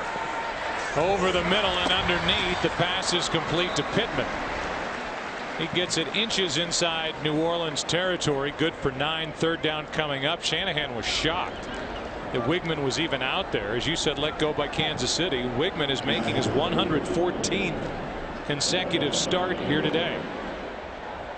You get a veteran guy in the middle, and I know this offensive line, a lot of adjustments. Of course, they brought in Ryan Clady as their left tackle. Ryan Harris, his 1st year to start. Chris Cooper goes from left guard to right guard.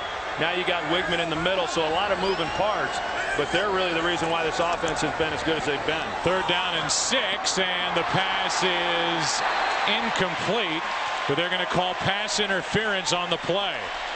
It's against the Saints, and that will gobble up a big chunk of yardage inside the 30. Well, Jason David gives up about 8 inches to Brandon Marshall. Defense number 42 penalized at the spot of the foul, and a 1st down. And you see the arm bar right there running Marshall out of bounds, and they're going to call that. That's what the official is looking for. But you're talking about giving up 8 inches to Brandon Marshall, and that's why they worked his way, feeling that if they could get the ball up high, they've got an advantage. They didn't make the catch, but they got the call. That is a 22-yard penalty against Jason David. 1st down at the New Orleans 28. A little rollout by Cutler, looking for the big play, and it's off the hands of Marshall. Marshall had position on Case Vaharn, and it was into and out of his hands. Well, you're going to look at what play action does to a defensive front. They're all going to go this way, and then you've got Cutler coming out the other side. Now, this is what we were accustomed to seeing for all those years with this Denver offense. Obviously, they still have it in the playbook. They have a chance to Marshall, and this is a ball that he just does not generally drop. You get it anywhere near him, he goes up to make a play, and it was an easy one for him to catch. He's just unable to do so. 2nd and 10 from the 28. Blitz coming. The pass is caught by Marshall. A much tougher catch. And he has a 1st down just outside the 16. Yeah, I was thinking the same thing, Joe. I mean, that was a tougher catch than the one he dropped on the previous play. They bring pressure. They're isolated outside. Jay Cutler retreating, doing a good job showing the strength that he has within that arm. You've got a rookie, Tracy Porter, driving on the ball, and yet Cutler's able to get it there before he's able to make the play. 10th play of this drive. 3 catches now for Brandon Marshall. Out of the shotgun, Cutler stays on his feet and throws an incompletion to Selvin Young. Let's go for a game break. Here's Kurt. Jacksonville at Indy, and Michael Strahan's upset pick on the pregame show was the Jaguars. Maurice Jones-Drew trying to help out Stray. 6-yard touchdown run, all set up by 34-yard Fred Taylor jaunt. They lead at 17-14 in the third quarter. Joe, Troy, and Pam. All right, thank you very much. It's Indianapolis starting that day 1-1 against the winless Jacksonville Jaguars. And I'll tell you, Brandon Marshall, you know, of course, he missed week 1, missed some time. He looks really fatigued on the field right now. Over the left side, it's Hall. Breaking loose and sets up a 1st and goal. Vilma on the tackle. But not before Hall got to the 3. Andre Hall, another one of those free agent pickups that Denver's been so successful at acquiring. Not much of a hole there. And he's able to get in. Tracy Porter got a little turned around, but just good running and knowing where he needed to get to in order to slither his way through. There's the day for Andre Hall. And a timeout is taken on the field as Case Vaharn was slow to get off the field. He's over now near the sideline at about the 10. They marked Hall down inside the 3, just outside the 2, where it's 1st and goal. Well, this has been quite a drive for Denver. The ball started on their 20-yard line, 11 plays now, and converting on 3rd down and giving that defense of their own a chance to rest. We see these guys for New Orleans. This has been an exhausting series for them. Mike McKenzie, who was not expected to play much today, he was only going to play in their nickel packages, but because of the personnel groupings Denver's been using, he's been on the field a lot. He's not on the field, however, right now. Yeah, out right now on 1st and goal. Handoff is to Pittman. Touchdown, Denver.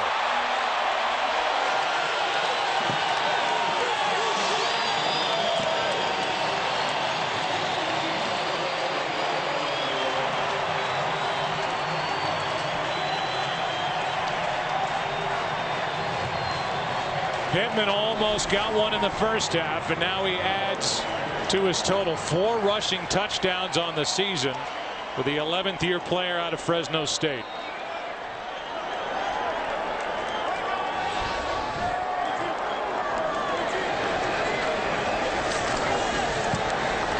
It's a 12-point game. A long, sustained drive. A big pass interference call on that drive set up the run by Pittman. He is in, and the Broncos lead by 12.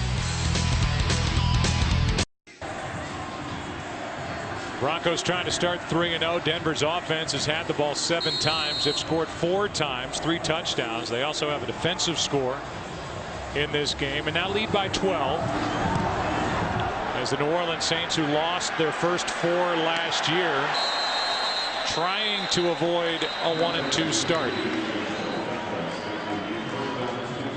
And so now Drew Brees and this offense will go back to work, and I think you have to be impressed with the way he's been able to move the ball around, and you wonder if the Broncos will figure out a way to get a little more pressure on Drew Brees in this second half. Well, if they're going to do that, then they're going to have to bring more than the 3 people that we saw throughout much of the first half, and I agree. I mean, Drew Brees with a limited group of players has done an excellent job, and you know, as Bob Slowick told our Pam Oliver, it comes down to 3rd down. They didn't convert there on that first possession. They're going to need to do that because clearly it's about touchdowns right now if you're New Orleans, and it's a shootout. Starting at their own 20, Brees going to air it out. Meacham downfield, hits him in stride. Robert Meacham still on his feet inside the 10. No penalty flags on the play as Marquand Manuel was beaten deep, and that's good for 73 yards. Well, Meacham, he just goes vertical down the field. I mean, inside he's in the slot position, which is why you've got Marquand Manuel on him in man coverage. And he was just guessing. He was anticipating a shorter route. Doesn't know a lot about Robert Meacham. Hasn't seen much film on him. Last week was the first time he really got a chance to play. And a good job, a great way to open up this second possession of the second half for New Orleans. They moved it up half a yard. It's officially a 74-yard completion right out of the gate to start the drive. And because it took so long to get everybody downfield, the play clock is expiring and New Orleans has to spend a timeout. It'll be a 1st and goal from the 6 when we come back. Why? Because of this 74-yarder between Breeze and Meacham.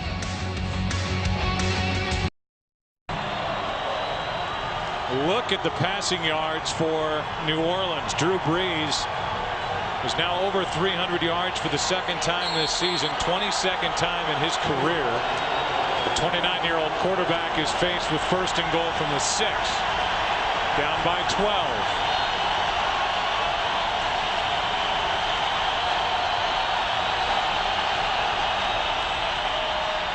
Breeze, Bush, touchdown.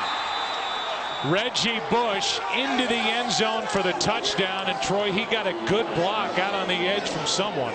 Yeah, sure did. It was right tackle John Stinchcomb. That was designed all the way. I mean, you're going to see Drew Brees. He checks to it. He checks to it here. He killed. That's kill. He killed the first play that was going to be called. And you've got Stinchcomb who leads the way out in front right here. And then you run the swing pass. It's just another way of running a screen play and getting Bush out on the corner with a protector. Stinchcomb basically got in the way of 3 guys going over to Reggie Bush. Well, he's a big man.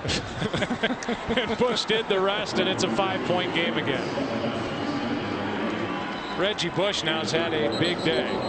You take another look at it. John Stinchcomb, the right tackle, he's going to pull around and lead the way. He first is going to stick with his guy. He lets him go like you would.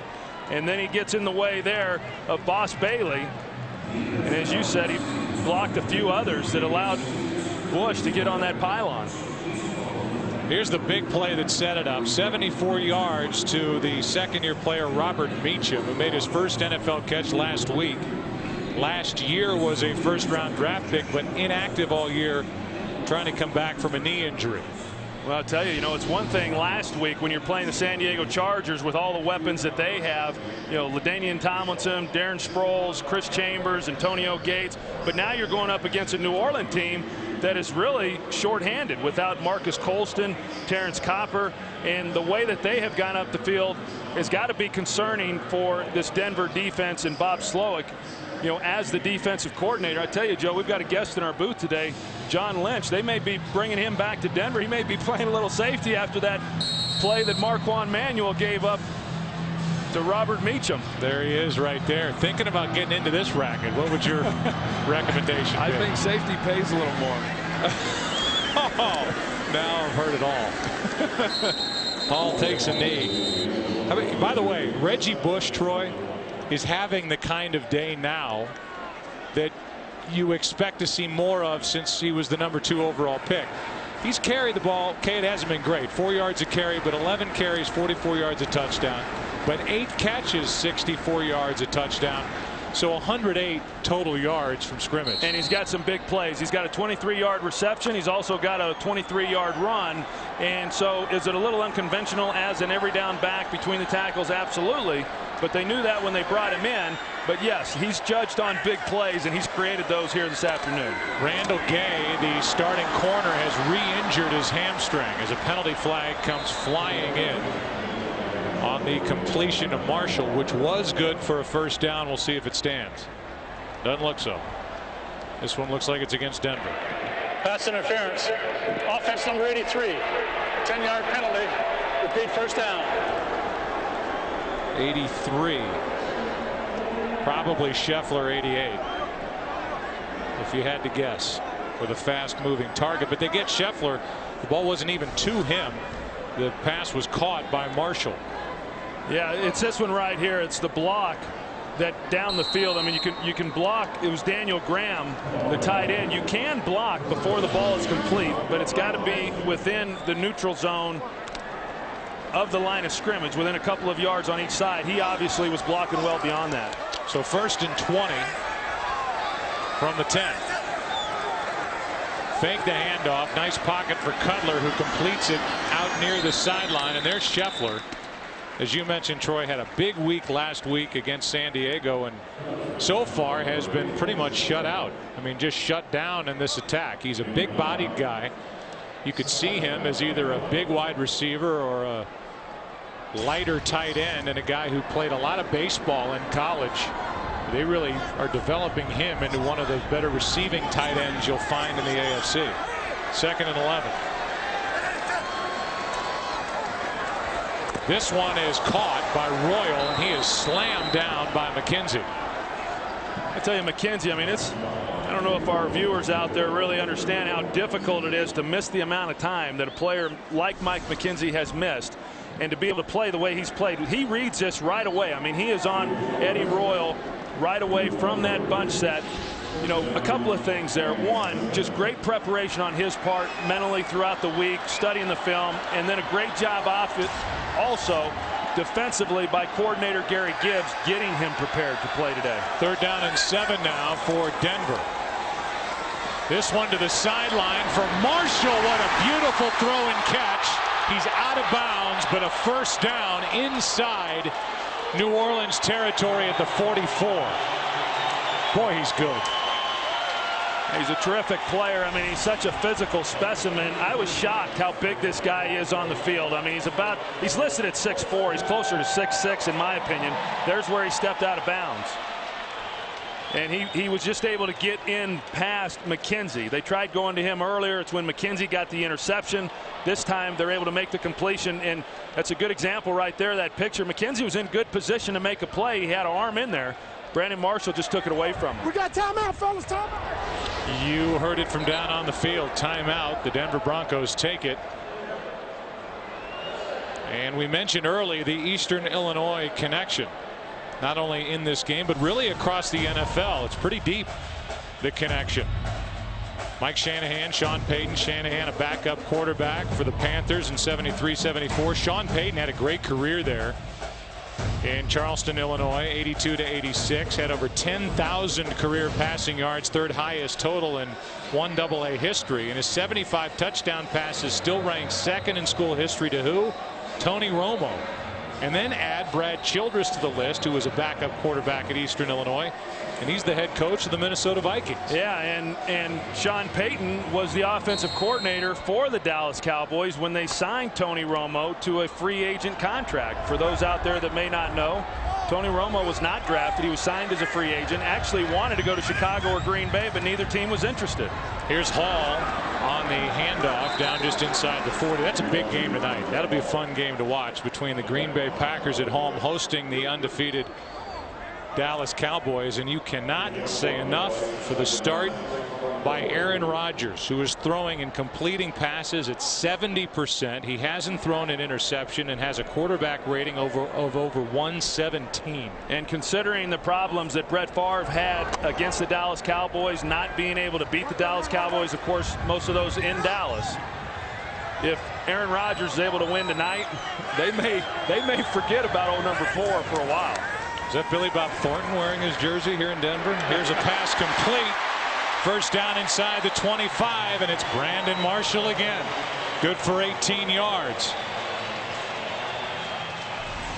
Tell you, this Denver team, as we talked about earlier in the game, Joe, with the weapons that they have, Brandon Marshall obviously one of them. I mean, a guy who caught so many passes last year, and because of his size, you know, he is able to get up on people in a hurry. I mean, it only takes him about 2 steps every 5 yards because he is so tall. And he threatens the defense, and when they're in zone, it creates those voids where he just caught the last pass. Also creates problems for a defense, and on defense, the Saints take their 2nd timeout.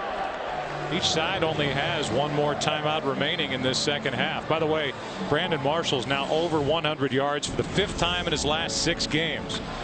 We start our baseball coverage of the postseason with the NLCS after the divisional round, and we carry it through the World Series. And there are some very interesting matchups potentially out there, not only in the National League, but certainly some interesting matchups as you go to the next round in the World Series. You look at the NL East, the Mets, they lost and blew another lead today. Another heartbreaker for the Mets and their fans. Philadelphia's playing, as you see at the top of your screen, up 3-1 over Florida.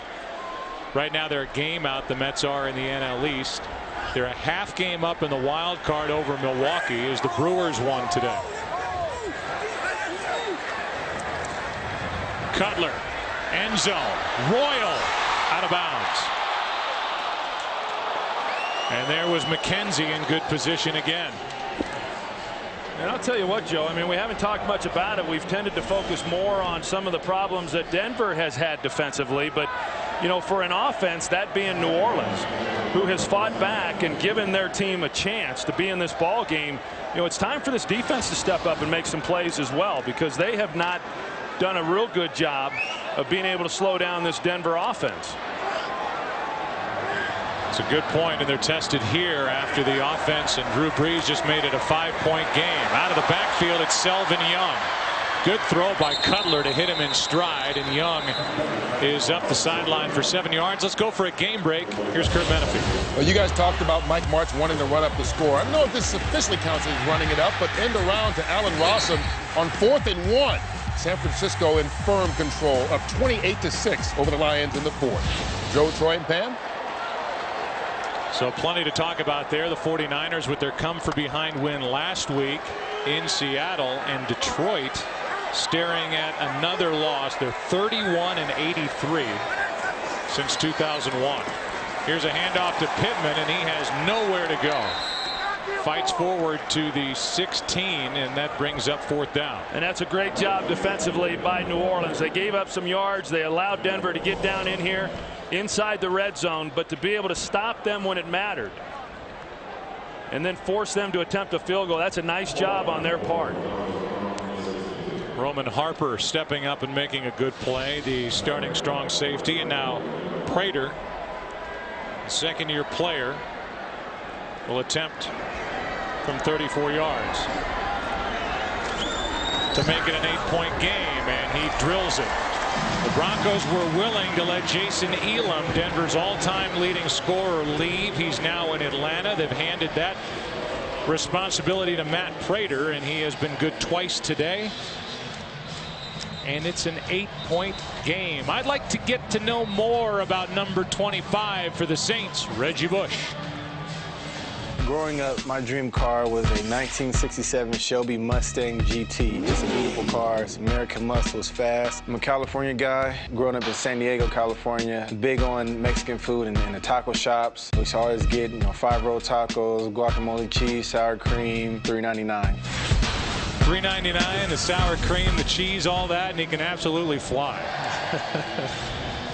Were you a car guy at all growing up? Did you get into cars? I mean, I know you're a car guy as an older guy trying to run a Ford dealership. Yeah, no, not as a younger guy, and I had a little something in common there with Floyd Little as far as owning the Ford dealership. But I thought it was interesting, Joe, when we were talking with Sean Payton and Reggie Bush. He wants to be a great player. I mean, he's heavily scrutinized, and after last season he had a disappointing year, and he asked Sean Payton, what do I need to do? And Sean said, what you need to do is be seen here in New Orleans and go through our off-season program and let the guys get to know you.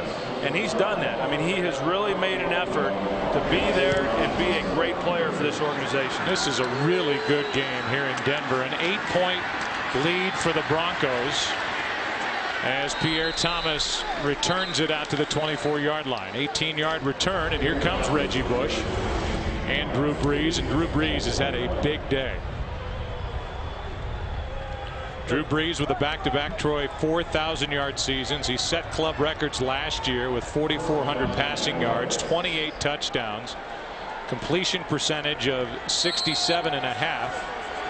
And threw an NFL record 440 completions last year in the offense designed by Sean Payton. Yeah, probably his best season as a pro last year. And yet, for whatever reason, when people name the top quarterbacks in the league, nobody ever seems to remember there's a guy in New Orleans that's pretty good. They reverse it to Reggie Bush, and he runs into Boss Bailey. Speed meets speed, and just a 2-yard gain by the Saints. That was a slow to develop play for New Orleans. Well, I just remember being in Detroit and talking to Matt Millen and Rod Marinelli, and in particular about Boss Bailey. They were just raving about the guy with his speed, the way he plays the position, and then they let him walk away. Yeah, and he's probably happy about that. I would say. There's a lot of people that get lost when they go to Detroit. 2nd and 8.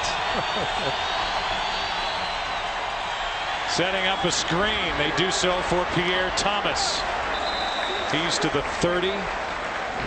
Gained 4. And there's Boss Bailey again. Well, I know they're real happy to have Boss Bailey back in the lineup here in Denver. You know, he gives them such great speed. I mean, they really feel that the strength of this defense is their linebackers, and it's not a very big linebacking core. You don't see, you know, guys typically this small, you know, playing the linebacker position. But if you have great speed, as Boss Bailey does, you know, then you can get away with it. 3rd down and 4. Bailey with 6 tackles today.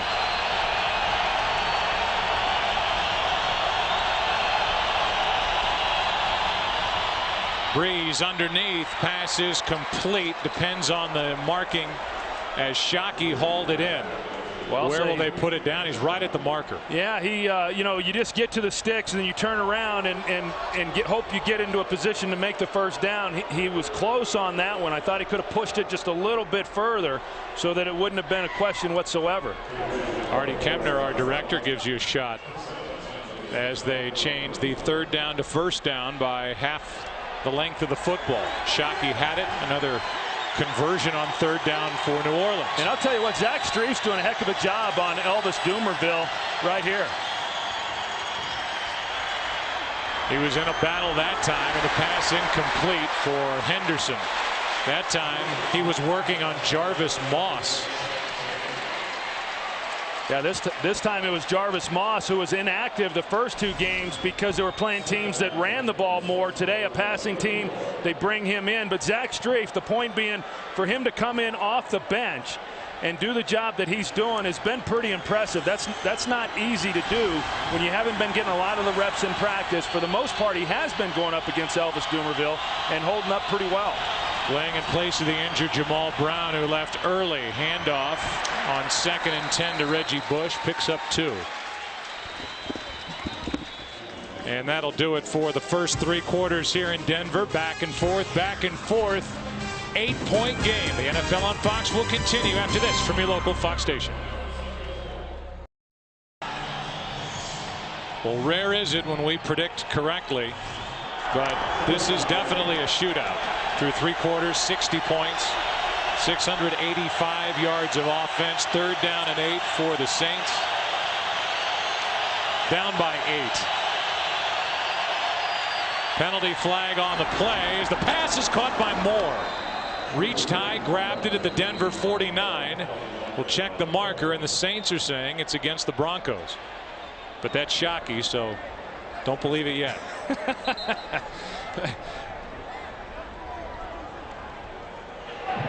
Offside. Defense 94 in the neutral zone. Penalties decline. The play results in a 1st down. He always says it's against the other side. Denver comes with a 5-man rush. They run a twist there with Dumervil, so he's able to get the pressure in the middle. Drew Brees hangs in there. That leaves him a little bit vulnerable on the backside. And a great catch there by Lance Moore.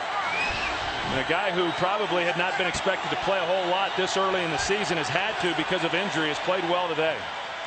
On 1st down from the Denver 49. The pass a little behind Reggie Bush. Makes the catch.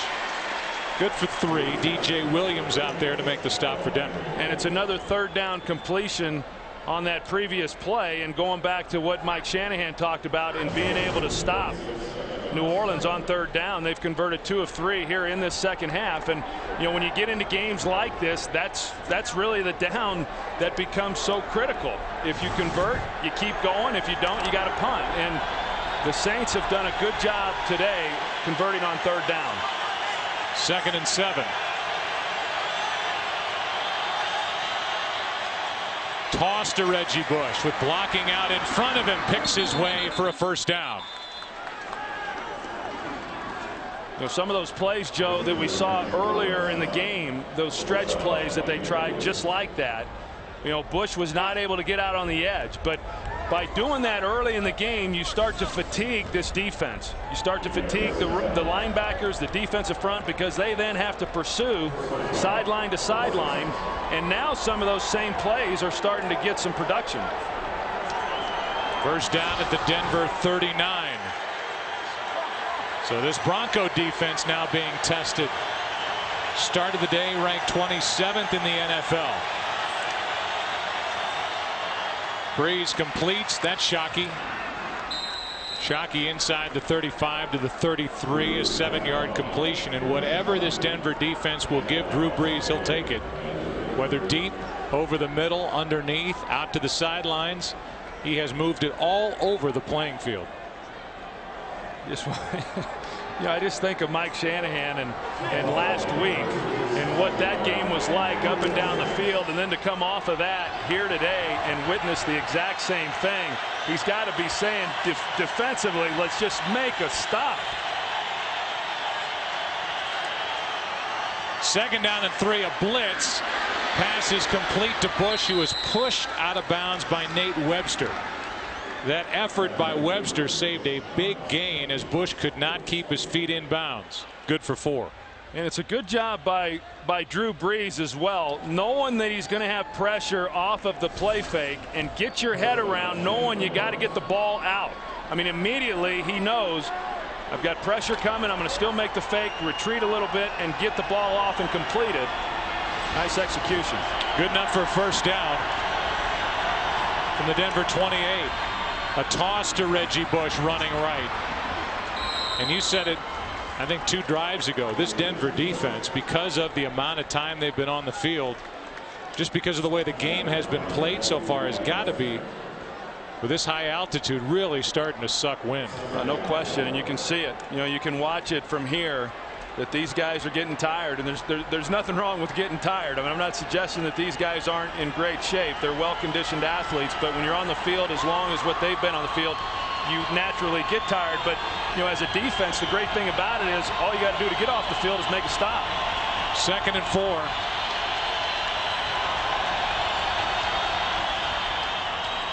Brees completes to Carney, the fullback, and a good tackle is made by DJ Williams. That brings Carney down a yard short of a first down. Yeah, and on this drive, what we've seen is really a lot of the underneath throws by Drew Brees. A lot of high percentage stuff. They're going to a no-huddle offense right now. Handoff is to Reggie Bush, and he picks up the first down. Yeah, I think they wanted to go to a no-huddle there and get the play run, because the personnel grouping that they saw on the field they liked, and they felt that they could run something without getting another big body on 3rd and short. As you see right now, Kenny Peterson coming out onto the field. I think they wanted to get that ball snapped without any substitutions. They like the matchups interior-wise. We could be headed toward another 2-point conversion down in this end of the field. It's an 8-point game, still plenty of time left, but it's definitely an option if the Saints get it into the end zone. That's to the 10-yard line. A completion to Lance Moore, good for 6 yards. You think back to the end of the first half. Sean Payton decided to go for it on 4th down. They didn't make it into the end zone, but then immediately thereafter got the safety. So they basically traded 3 points for 2 points, and that really is the difference from a touchdown and an extra point tie in the game. Yeah, that's a great point. And if they lose by 1, then obviously people are going to be looking at that call. Second and 4. Handoff to Pierre Thomas, trying to get to the edge on the left side. Is he in? There is no signal. Touchdown, New Orleans. A late call and a touchdown, and now here is the 2-point difference. 34-32 with 10 to play. Drew Brees wants to go for 2, and he keeps the offense out on the field. And Sean Payton wants to go for 2 as well. And Pierre Thomas, really a good find for them. I mean, you talk about a lot of free agent running backs in this game. 2 there for Denver with Selvin Young and Andre Hall, and then you've got Pierre Thomas, who was a great find from Illinois in his 2nd season and making a lot of contributions this year. Denver had success down here at the end of regulation with 24 seconds left in regulation.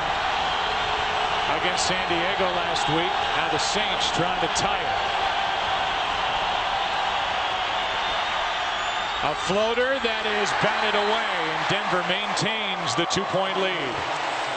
Reggie Bush, the intended receiver.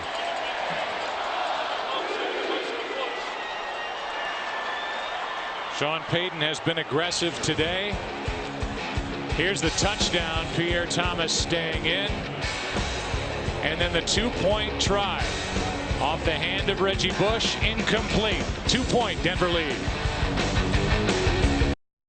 Today's game on Fox is sponsored by Nissan, who invites you to shift the way you move through the world, by Turbo HD by Dish Network, and by Budweiser American Ale. Discover the robust flavor of Budweiser American Ale.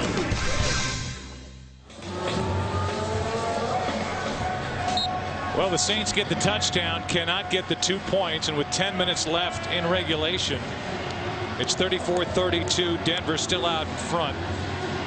That was the first 2-point try of the season for the Saints. And New Orleans had only 2 10-play drives in their first 2 games total in 25 possessions. They have 4 of those type drives here today. Long, sustained marches down the field. Here's Andre Hall. On the return, wrestled down near the 23. That's where the Broncos will start with it, as they are hanging on, leading by 2.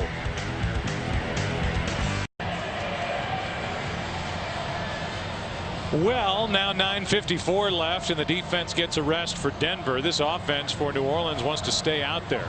Remember, it was 21-3. Denver at one point. Now it's 34-32 Denver, after the failed 2-point attempt by this Saints offense, which has been impressive here today.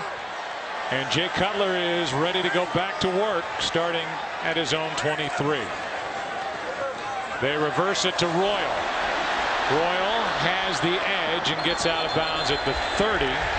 And a penalty flag comes in at the end of the play, which could be for unnecessary roughness. If something extra happened at the end of that play over on the Saints bench. I don't think Sean Payton likes the call.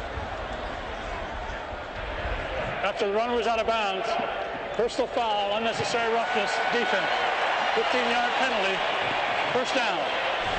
Well, that is a killer penalty as it marches the ball up to the 44-yard line. Yeah, you know what? I've got to agree with the call. You got Eddie Royal, who's going out of bounds, and then all of a sudden you got Roman Harper, who's leaving his feet, diving at him when it's obvious that Royal was going out of bounds. I think that was the right call. I know Sean Payton's not happy with it. I know Saints fans aren't happy with it, but I think it was the right call. Here is Royal on this side of the field, and he is brought down after a loss of 2 by Tracy Porter, the rookie out of Indiana. This is a New Orleans defense that ranked 30th against the pass in 2007, and they basically spent their first 5 draft picks on defense. Not only the guys that they ended up with, but the trades that they made to get Vilma to trade up and get Cedric Ellis. So they have tried to make this defense better. So far it has not paid off. They started the day ranked 29th, and they've given up a lot of yards. 2nd and 12. Cutler with plenty of time fires for Marshall, who shows his great hands. Penalty flag on the play as Marshall is tripped up by Porter. But a flag came in right at the spot of the catch, and it's against New Orleans. Well, I'll tell you, there was a lot of contact at the top of that route, and it was hard to tell from here, Joe, whether it was initiated by Jason David. That's interference. Defense number 42. Penalty decline. Play results in a first down. Or Brandon Marshall. Take a look at it at the top, and you see that Marshall gets his hand out there as well. And then Jason David grabs him as he's starting to come out of the route. It was a physical confrontation at the top of the route, and I could have seen it go either way. As it is, it goes against Jason David. The completion, however, is good to the 30. And here's a quick throw out to Scheffler, the tight end, who gets around 1 tackle and picks up 9 yards. Case Faharn there for New Orleans. I talked about it earlier in the game, the job that Brandon Marshall does. So much of the attention about what he does as a receiver. He is a great blocker as well. I mean, look at the job that he does on Mike McKenzie there. that frees them up and allows them to get more yardage. And he did it last week as well. I mean, he's a very unselfish player, and it's easy to see that because selfish players typically don't help their teammates out, especially when you're a wide receiver in the blocking game. 2nd down and 1, and here's a rollout by Cutler underneath, incomplete. Pass intended for Daniel Graham. 3rd down and 1 coming up. A lot of over pursuit, Troy, by this defense, really on both sides. And when these quarterbacks roll out, kind of bootleg out, they've got a mile out in front of them. Yeah, and I was going to say, Joe, that just looking at this situation right now in the game, obviously there's still a lot of time, just under 8 minutes, but because of the missed 2-point conversion, a big series here for both teams. Defensively for the New Orleans Saints, if you give up a touchdown and then with an extra point, it's a 9-point game. All of a sudden you're talking about a 2-possession deal. So this is very, very important here for both clubs. Looked like there was movement along the offensive line as Cutler was killing the play that was called. Well, start. Offense number 22. 5-yard penalty. It remains 3rd down. Hillis, the fullback.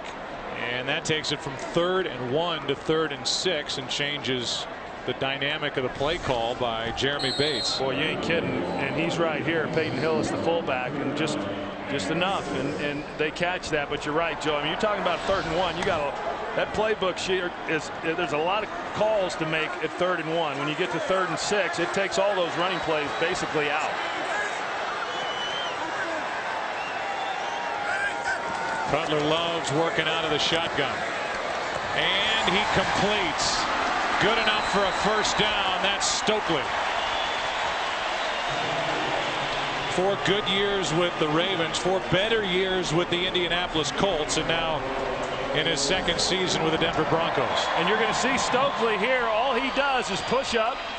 He's going to turn around once he gets past the 1st down line and show his numbers and catch the ball. And he's been doing that a long time. He did it with Indianapolis. And to me, those type of guys, whether it's him or Wes Welker and a guy like Dallas Clark in Indianapolis now, those are the guys that really move the chains. Handoff is to Andre Hall, and he's spinning around for no gain. I mean, so many times for an offense, you look at a Terrell Owens in Dallas, you look at a Brandon Marshall with the Denver Broncos, you look at a Randy Moss in New England, and those guys obviously are great players, but the supporting cast is really what allows those guys to continue to be great players. And someone like Brandon Stokely, who kind of gets lost sometimes because he's the 3rd receiver, boy, he can really create some matchup problems for a defense that oftentimes allow you to do some pretty special things. And not only do you have Stokely here, but you've got the rookie wide receiver Royal and then the pass catching tight end Scheffler to go with Brandon Marshall. A lot of weapons for Cutler, who looks for one here and finds his tight end, Tony Scheffler. And that sets up 1st and goal at the 8. Well, you just look at the respect that Roman Harper has for a guy like Tony Scheffler. I mean, we're talking about a tight end by position, but he's 9 yards off and then backpedaling the entire way. I mean, that's pretty easy stuff for Jay Cutler to complete that. And that just tells you the respect that Roman Harper has for Tony Scheffler. 1st and goal from the 8.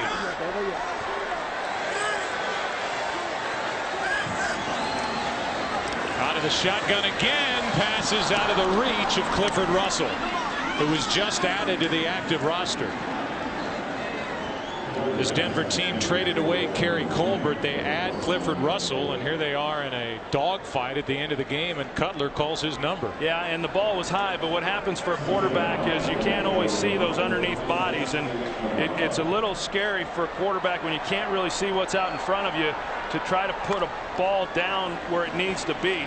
Generally, you put it up high so that if there is anybody coming underneath that throw that you can't see, only your guy can make the play. Similar type play on the other end of the field turned into an interception for Cutler last week. Fake handoff. The pass is dropped. Now they're calling it a catch and a fumble.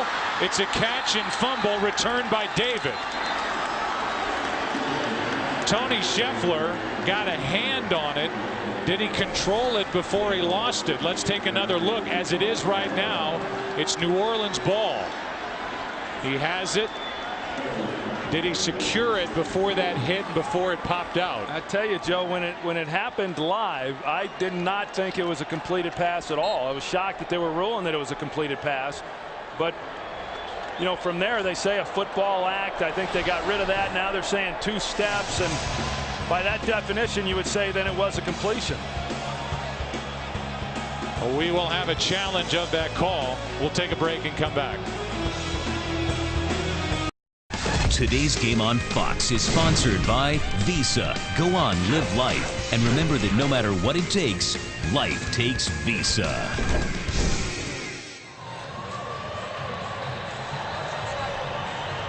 The challenge flag is thrown by Mike Shanahan. And so the Broncos will challenge the call, which was catch and fumble. Take another look. Denver's challenged a ruling on the field for a completed pass and a fumble. I think you could make the case that that ball's moving around against the chest of Tony Scheffler, and by the time he secures it, before that second foot is down, it's out. Could go either way. We'll get the call when we come back.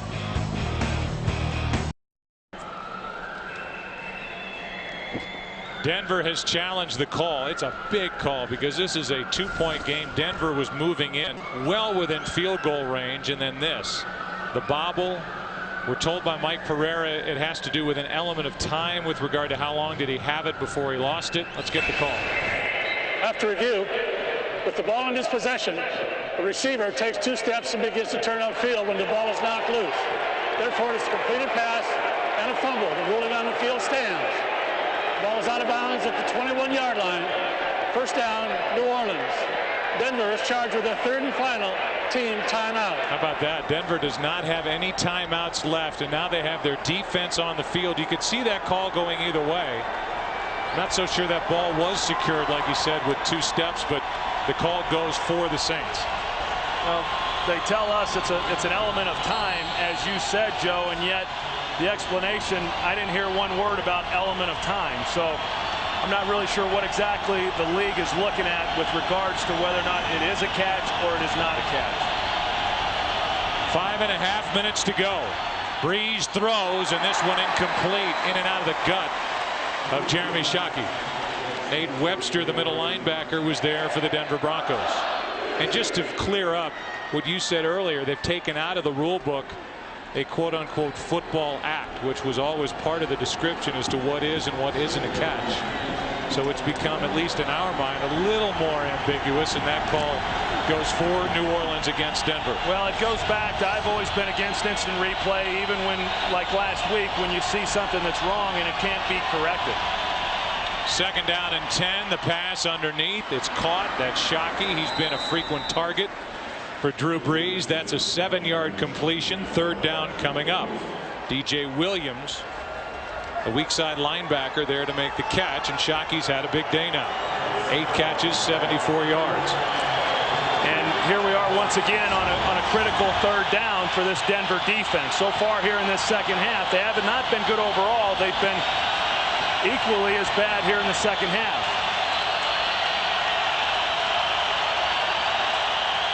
3rd down and 3. Brees steps up and completes. Big catch and run by Henderson. He's into Denver territory to the Broncos 48. Drew Brees just got it away. He just got it away, and Boss Bailey, their linebacker, he's down at the end of the play. They were in man coverage. You see the big hit there on Drew Brees. They're in man coverage, and because of the crossing action there is what creates the pick that keeps Carl Pema from being able to keep up. It's a good execution, and you know, we heard Sean Payton talk about it earlier, saying we're getting a lot more zone coverage than what we expected. We expected a lot of man coverage. Well, he was anticipating man coverage on that last play on 3rd down. He got it, and that's why they were able to run a great play call to pick that up. So while they check on Bailey, we will step aside and go for a game break. Here's Kurt. Jacksonville and Indy. Indy scored with just over a minute left to take the lead, but Jacksonville's Josh Scobie with a 51-yard kick with 4 seconds left proved to be the game winner. The Jaguars hand the Colts a loss, 23-21. Indy now 0-2 at their brand new stadium. Joe, Troy, and Pam. Yeah, they lost the opener at home to Chicago. They came back to win last week in Minnesota. Now they lose today, and those are two of the better teams in the AFC that have started 1-2. Meanwhile, that's the start that the Saints are trying to avoid. A 1-1 record. Broncos 2-0. First down, New Orleans at the Denver 48.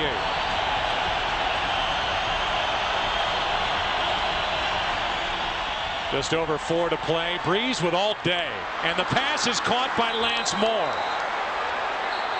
He pops up and runs to the end zone, but now late whistles. He was ruled down as he was touched on the shoulder.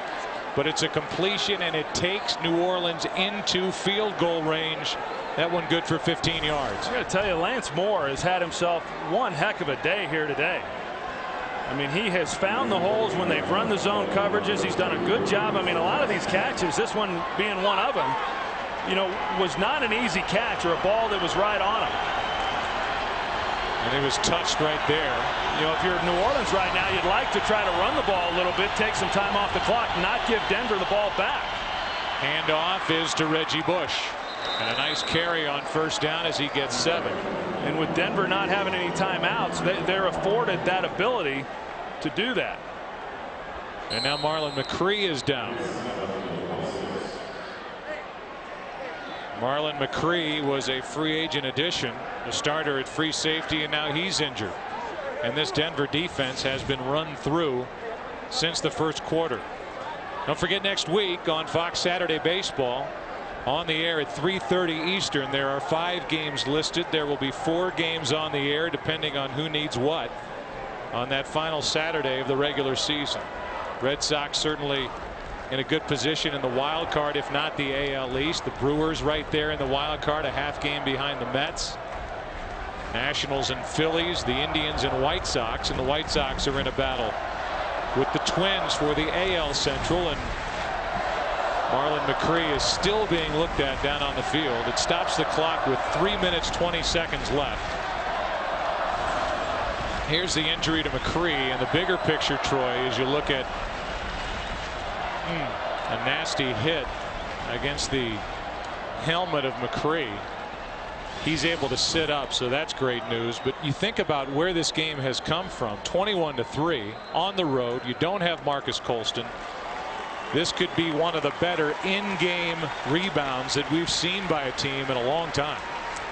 I don't think there's any question, Joe, and it shows a lot of resolve here by Sean Payton and his club, you know, to come in and get down, not have some key guys like you said, and keep playing. And really, I think in addition to Sean Payton, the guy who deserves the credit for that is Drew Brees. I mean, in talking with him, he was confident coming in. You know that he was able to convey that confidence to his team all week. I mean, he's a gutty little player, and he is one heck of a quarterback. The Saints really have no reason to hurry to the line. There's still 17 seconds left on the play clock. The game clock is winding, and Reggie Bush is brought down a yard short of a first down. Yeah, they're short of the first down, so now this is a big third down for New Orleans. I mean, if they don't pick this up, then they're going to be giving the ball back to Denver with plenty of time. If they do pick it up, then they'll be able to run this thing really all the way down to nothing before they even have to attempt a field goal. McCree comes back into the lineup. Saints have 501 yards of offense in this game against the Denver defense.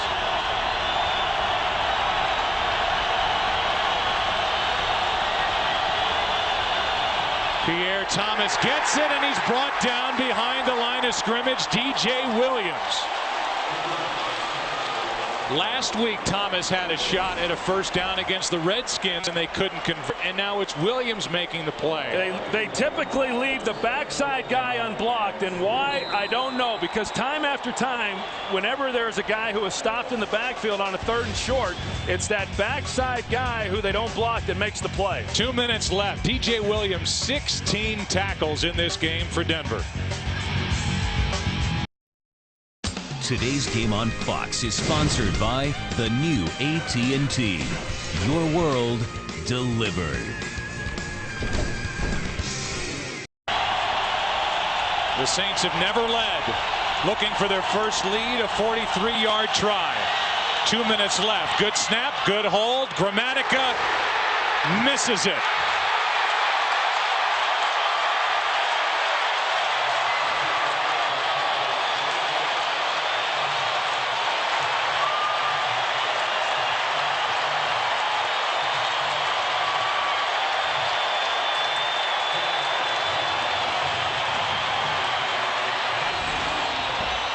Snap was decent. The hold was good. And the kick was pushed wide right. And for a team, Troy, that at one point trailed by 18 points on the road, they were that close to taking a lead with 2 minutes left. Yeah, and I think what people are going to focus on after this game is they're going to talk about the missed field goal there by Gramatica. I think you got to go back a few steps, one, and say they failed to pick up a 3rd and 1. And then, as we talked about a little bit earlier, Joe, they had a couple opportunities there in the first half, went for it on 4th down, and failed to make it there. If they make either one of those plays, they probably win this game. Here is a handoff out to the 35, carried by Selvin Young. And now remember that the Saints only have one timeout left, and they'll use it here with 1:50 left. So there's the life of an NFL kicker, as Gramatica has missed twice today. Once from 51 yards and the latest from 43 yards. Let's go for a game break. Here's Kurt. Well, a tough day physically for some NFL stars in Philly. Brian Westbrook of the Eagles leaves the game with an injured ankle in the second, has not returned. And then Pittsburgh's Ben Roethlisberger has been sacked 8 times, has left the game with a with an injury to his throwing wrist. Right now, Byron Leftwich in, trying to lead Pittsburgh back, but they're down 15-6 with under a minute and a half to go. Joe? All right, Kurt, it's 2nd and 8 here for Denver. More frustration for the Saints and for Sean Payton, who brought his team in on Monday saying we need to learn how to finish. They had a chance here today. Yeah, and let's go back to last week. They had 3rd and 1 against Washington that would have given them a chance to win. They didn't make that one. And I know what will be in the papers in New Orleans as Selvin Young carries it across the 40. The question will be, what about Deuce McAllister? If he's active, he hasn't been in the ball game at all. They keep handing it to Pierre Thomas. Here's that missed 2-point for 32, and then Pierre Thomas, just like a week ago against the Washington Redskins, is brought down short of a big first down. And the 43-yard try by Gramatica is pushed wide to the right.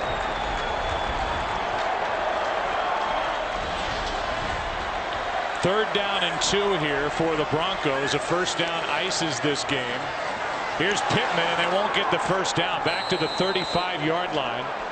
They're going to give him forward progress out to the 37. And with under a minute to go, it's 4th down, and New Orleans will get the ball back. Well, there's just about 20 seconds difference between the play clock and the game clock, and so they can run this thing down pretty good. They can run it all the way down and then punt it. And so New Orleans is probably going to get the ball back with about 15 seconds left on the clock, if just under that. Beyond that, I'd be shocked if they allow Reggie Bush to do anything on this return. The rookie Brett Kern will punt it. And he hits a booming punt. But Bush will have a chance to try and pick his way through this punt cover team. He cannot. To the 20, and that is it. And now with only 8 seconds remaining after that return, the Saints offense, which came oh so close, is back to the field down by 2. Yeah, I mean, the only thing you can hope to do is, you know, either try to throw one down the field right now and get into the end zone, or try to hit something on the boundary about 10 yards, 15 yards, get them out of bounds so that you can maybe have a legitimate shot at throwing a Hail Mary into the end zone. Not a lot in the playbook for this situation. Ball's at the 20. Defense playing a prevent for Denver. And this one is to the boundary, and a hit on Devery Henderson. Over there to make the hit was Marquand Manuel, and that might have been a little too much. No flag is thrown. I'm a little surprised by that. I mean, that ball clearly over his head. Oh, well, it wasn't nearly as much contact as what it initially looked like. It looked like he tried to hold up and was able to. But now, with 2 seconds, I mean, all you can do, and Sean Payton has a play that they run, that he ran when he was with the New York Giants. They didn't score with it, but it'll be something over the middle of the field, a toss back, and just see if they can lateral it around and get somebody into the end zone. Simpsons coming up next on Fox. Here is Reggie Bush, and let the laterals begin. Nope, that's it. That didn't last long. Lance Moore ends up with the football. Peterson and Moss combined for that last stop. We will come back and wrap up a wild day here in Denver. On the other side of the break, Broncos are 3-0. They win it by 2.